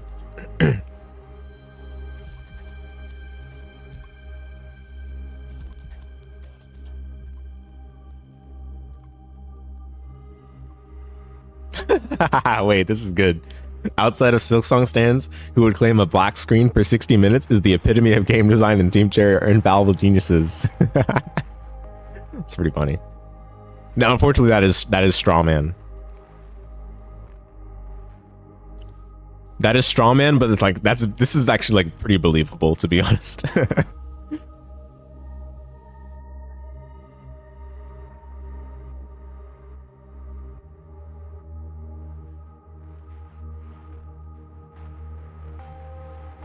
All right, yeah, here we go. Here's the comment I made to his thread. Dude, people really did not like this, by the way. It's so funny. People really did not like this. The friction is that if you can't beat a boss, you can't progress. That is the purest form of friction there can possibly be. So I played along, right? Like, I hate this word. I hate this word so much, but I played along. That is the purest form of friction, and shame on me for playing along. The devs tend to include auxiliary friction factors when the isolated challenge of the boss is not enough friction, which again is a poor reflection on the design philosophy of the game. I'm not really sure what the point of your crit example is. Padding out the runtime of the game using things like runbacks is something typical of old school games, but using the fact that certain modding is successful to justify runbacks' meaningfulness is rather disingenuous. Some of the games you outlined are successful in spite of their questionable design choices rather than because of them, which is true. Which is true. Not all these successful games are doing everything soundly. Oh, this guy thought he had a gotcha on me as well. This was pretty funny. I like this one. I like this one. You don't understand my example because you're not trying to understand. You think only your point of view is right, and you can't fathom that there is nuance, which is why you didn't bother to actually respond to any of the points. No developer considers not being able to beat a boss friction because that is not what friction means in game design. The things you described are just exposings of a poorly designed boss and have little to do with friction of a runback. So I don't really understand how you're trying to tie the two together. Not being able to beat a boss is exactly a form of friction. It's friction until you overcome it. Dude, my bad for playing along. Mistake right here. Rookie mistake. Nothing I said is about boss design. Some people like higher stakes when they fight bosses. Having to fight a boss again is a stake, but I'm not sure why you can't understand that people have different preferences. Oh, so now it's about preferences. You're like a kid that can't handle spice trying to convince the world that spicy food shouldn't exist. Just don't eat spicy food. It's pretty simple. Sure, you're right. Some people prefer for the stakes to be added through time wasting. Others prefer those stakes to be added through the boss's thematic elements or overcoming their move patterns. I can be disingenuous as well, see? It's only your opinion that it's time wasting. As you can see in this thread, lots of people enjoy the runback. Enjoy the runback. Whether it's getting to fight enemies that mirror the boss's movesets in bite-sized chunks, getting better at the runback itself, more immersion into the game world, or just getting downtime in between fights. Dude, the cope runs deep. Oh my goodness. The cope runs deep. From Software and Team Cherry have a chokehold on these people, man. Like you said,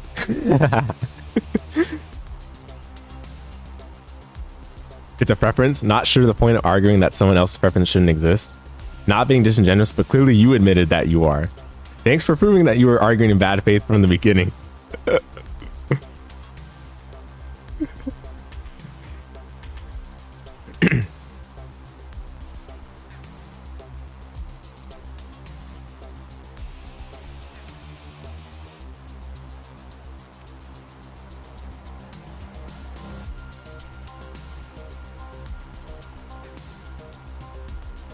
Wow, this went on. This went on.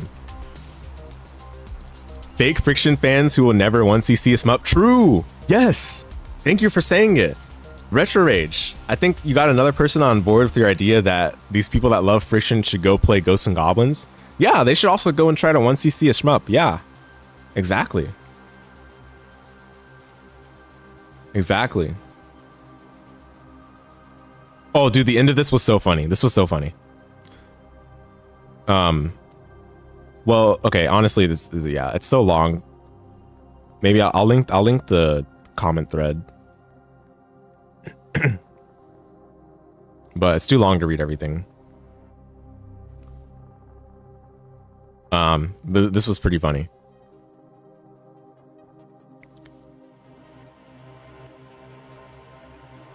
There's nothing wrong about criticizing aspects about games. I do indeed choose to play lots of Metroidvanias and complain about aspects I don't like. There's no issue with that. It's funny you bring up skipping bosses or enemies that a player might not want to fight. Isn't that exactly what a lot of people do during runbacks to get back to a boss as fast as possible? It's obviously not the skip button, it was certainly bypassing said obstacle that was deliberately placed on the way back to the boss. Deciding not to fight enemies, optional bosses in general, is well understood to be skipping them. There is indeed no friction if there's no encounter, which works completely fine in Metroidvanias because they're about exploration first.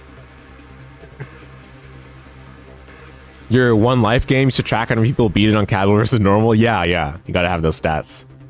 It is very interesting that you still think Hollow Knight Silksong wouldn't see the same level of success with runbacks not being in the game. People have certainly done the work to make a mod for the game that removes them. They're successful regardless of them in spite of them. And yeah, I was saying it's unfortunate that this guy thinks that Hollow Knight and Silksong would not have been successful if they didn't have runbacks, which is so sad because these games have a lot more merits to write on than silly things like runbacks. The runbacks are like one of the most amateurish things in those games. That is your interpretation of Metroidvania. Of my interpretation. My interpretation. My interpretation. Wait. Hold on. My interpretation, right?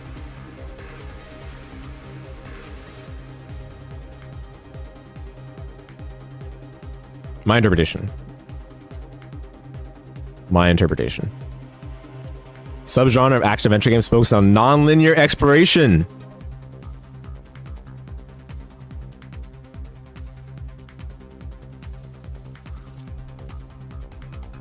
Nowhere is Metroidvania defined as exploration first. I mean, obviously, Wikipedia is not like the objective fact, right? But it is clearly not just my interpretation. Like, this is very evidently, if anything, the modern Metroidvanias are what have poisoned people's minds to think otherwise. But yeah, after I saw that, I was like, I'm done. I'm done. I hit him with the interesting. I know, very, very rude. I was very rude to a lot of people in this thread, but I just couldn't take it anymore. My fault. Should not have engaged. All right, and then this guy came through. Do you think having to do a first phase of a multi-phase boss is a waste of time?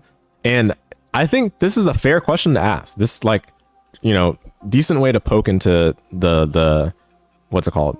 The how well an argument stands, right? And I said it depends. Is that first phase just a glorified all-scroller once the player has figured out what's going on? That is there a lot of forced waiting that's not circumvented by having gotten better at that first phase or having learned its mechanics? I'll consider that to be a waste of time. Or is that first phase a proper test of skills that the player can gradually improve on coming out of it more smoothly and more quickly? I think that's fine. That becomes a discussion on the design of the boss and is a little too tangential, right? And yeah, definitely tangential, but fair question. Now I'm going to use the exact argument to replace first plays with run back. This is not this is not how that works though, right? And he's saying without giving the same level of nuance, that's literally not how it works though. Like, because fine, if you want to do that, like I can replace the what's it called? The push-ups point I was making with the speedrun, right? Would I want to do the push-ups every time if I'm just focused on the speedrun? You know? That doesn't really work because your focus is on the boss. Your focus is not on the run back. I mean, for some players, maybe it's on the run back, maybe. But the focus is on the boss when you're getting to the boss. And I gave him the benefit of the doubt. I'm like, that's what an ideal run back should be. But when we talk about games like Mio, you guys saw with your own eyes what that Mio run back was like. Is that what Mio's run back is Mio's runback a proper test of skills? Is that a proper test of skills? How well you can hold left? How fast you can press the button on the elevator?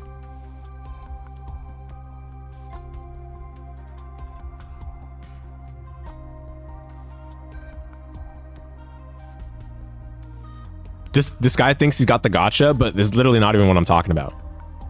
Because I'm talking about how runbacks can be good, but they're not being used in a meaningful way in Metroidvanias. I'm not saying I just hate runbacks all the time. In fact, maybe I do hate runbacks all the time because I've just not even seen it be used in a good way. But he's trying to like, you know, like he's trying to like dance around the point I was making with the gotcha. So you agree that runbacks are inherently bad? Whoa, wow, what a, you know, great reading comprehension. Great reading comprehension right there. Where did I say that? Where did I say that they're inherently bad?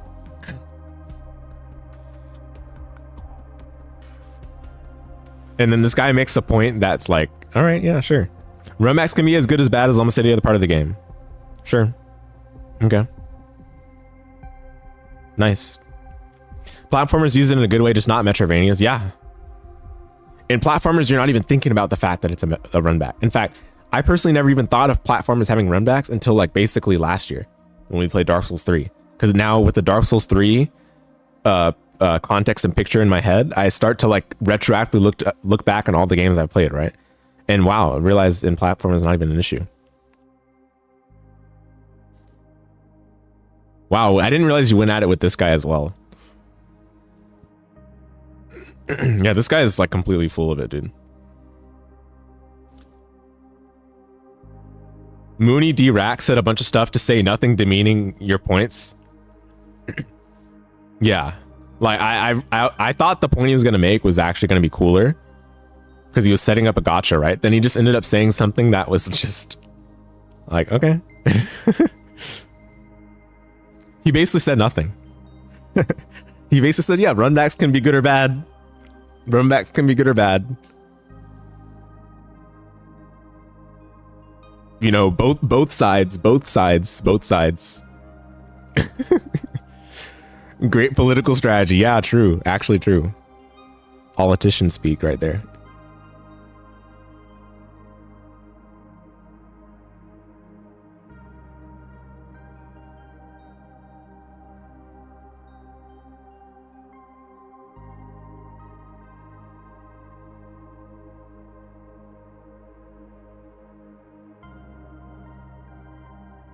All right, there were some direct inbox replies that I was thinking about, but I think we've covered the most pressing ones.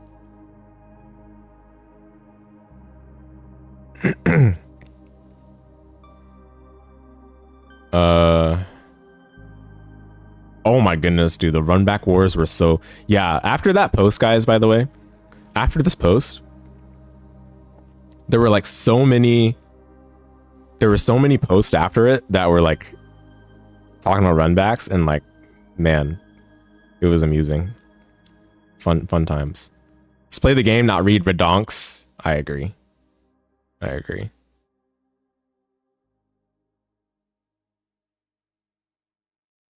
Playing the whole game is a time waste. What's the difference if some of that time waste is a runback? Nice reading comprehension.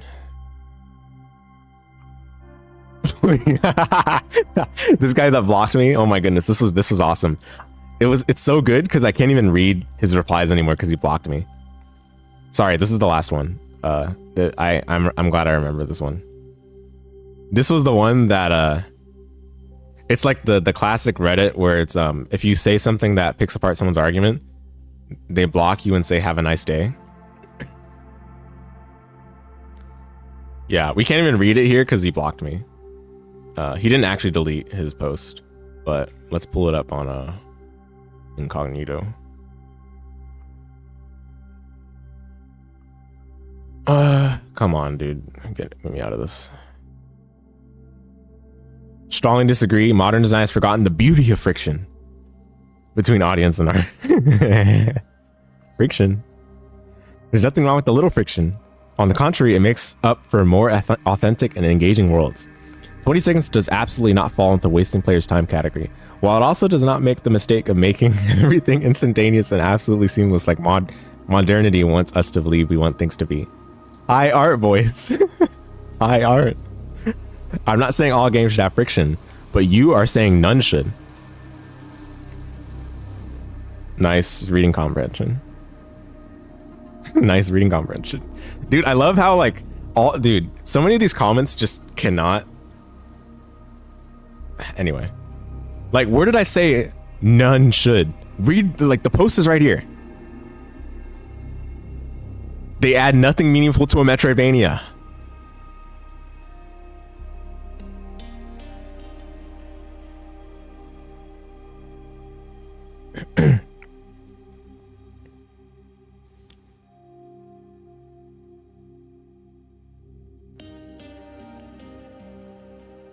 A boss you have to overcome is not friction. I love this, man. Friction is whatever is convenient to my argument and is not whatever you say that disagrees is not what friction is. Nothing to do with the concept. Oh, please. I'm tired of people throwing around this word as if it can be used to explain every mechanic of a game they like. Can you list all those mechanics that justify the concept of friction? What is this guy talking about? A boss you have to overcome is friction. Let's not get distracted, right? It's not, honestly. You're confusing difficulty and our challenge of friction. What?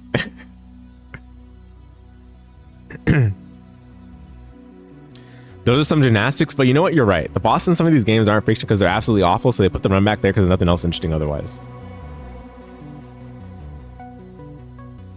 And he asked me to explain how friction is a different concept from challenge difficulties, mental gymnastics, and define friction, right? He asked me to define friction.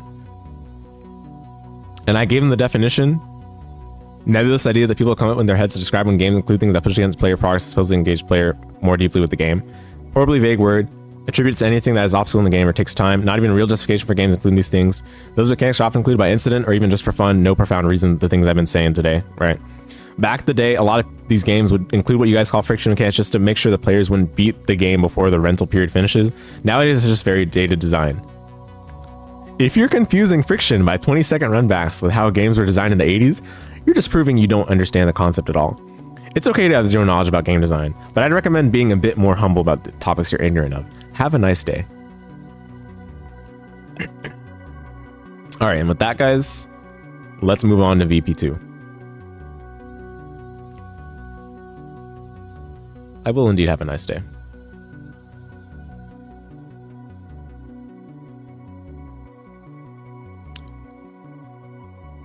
Thank you very much.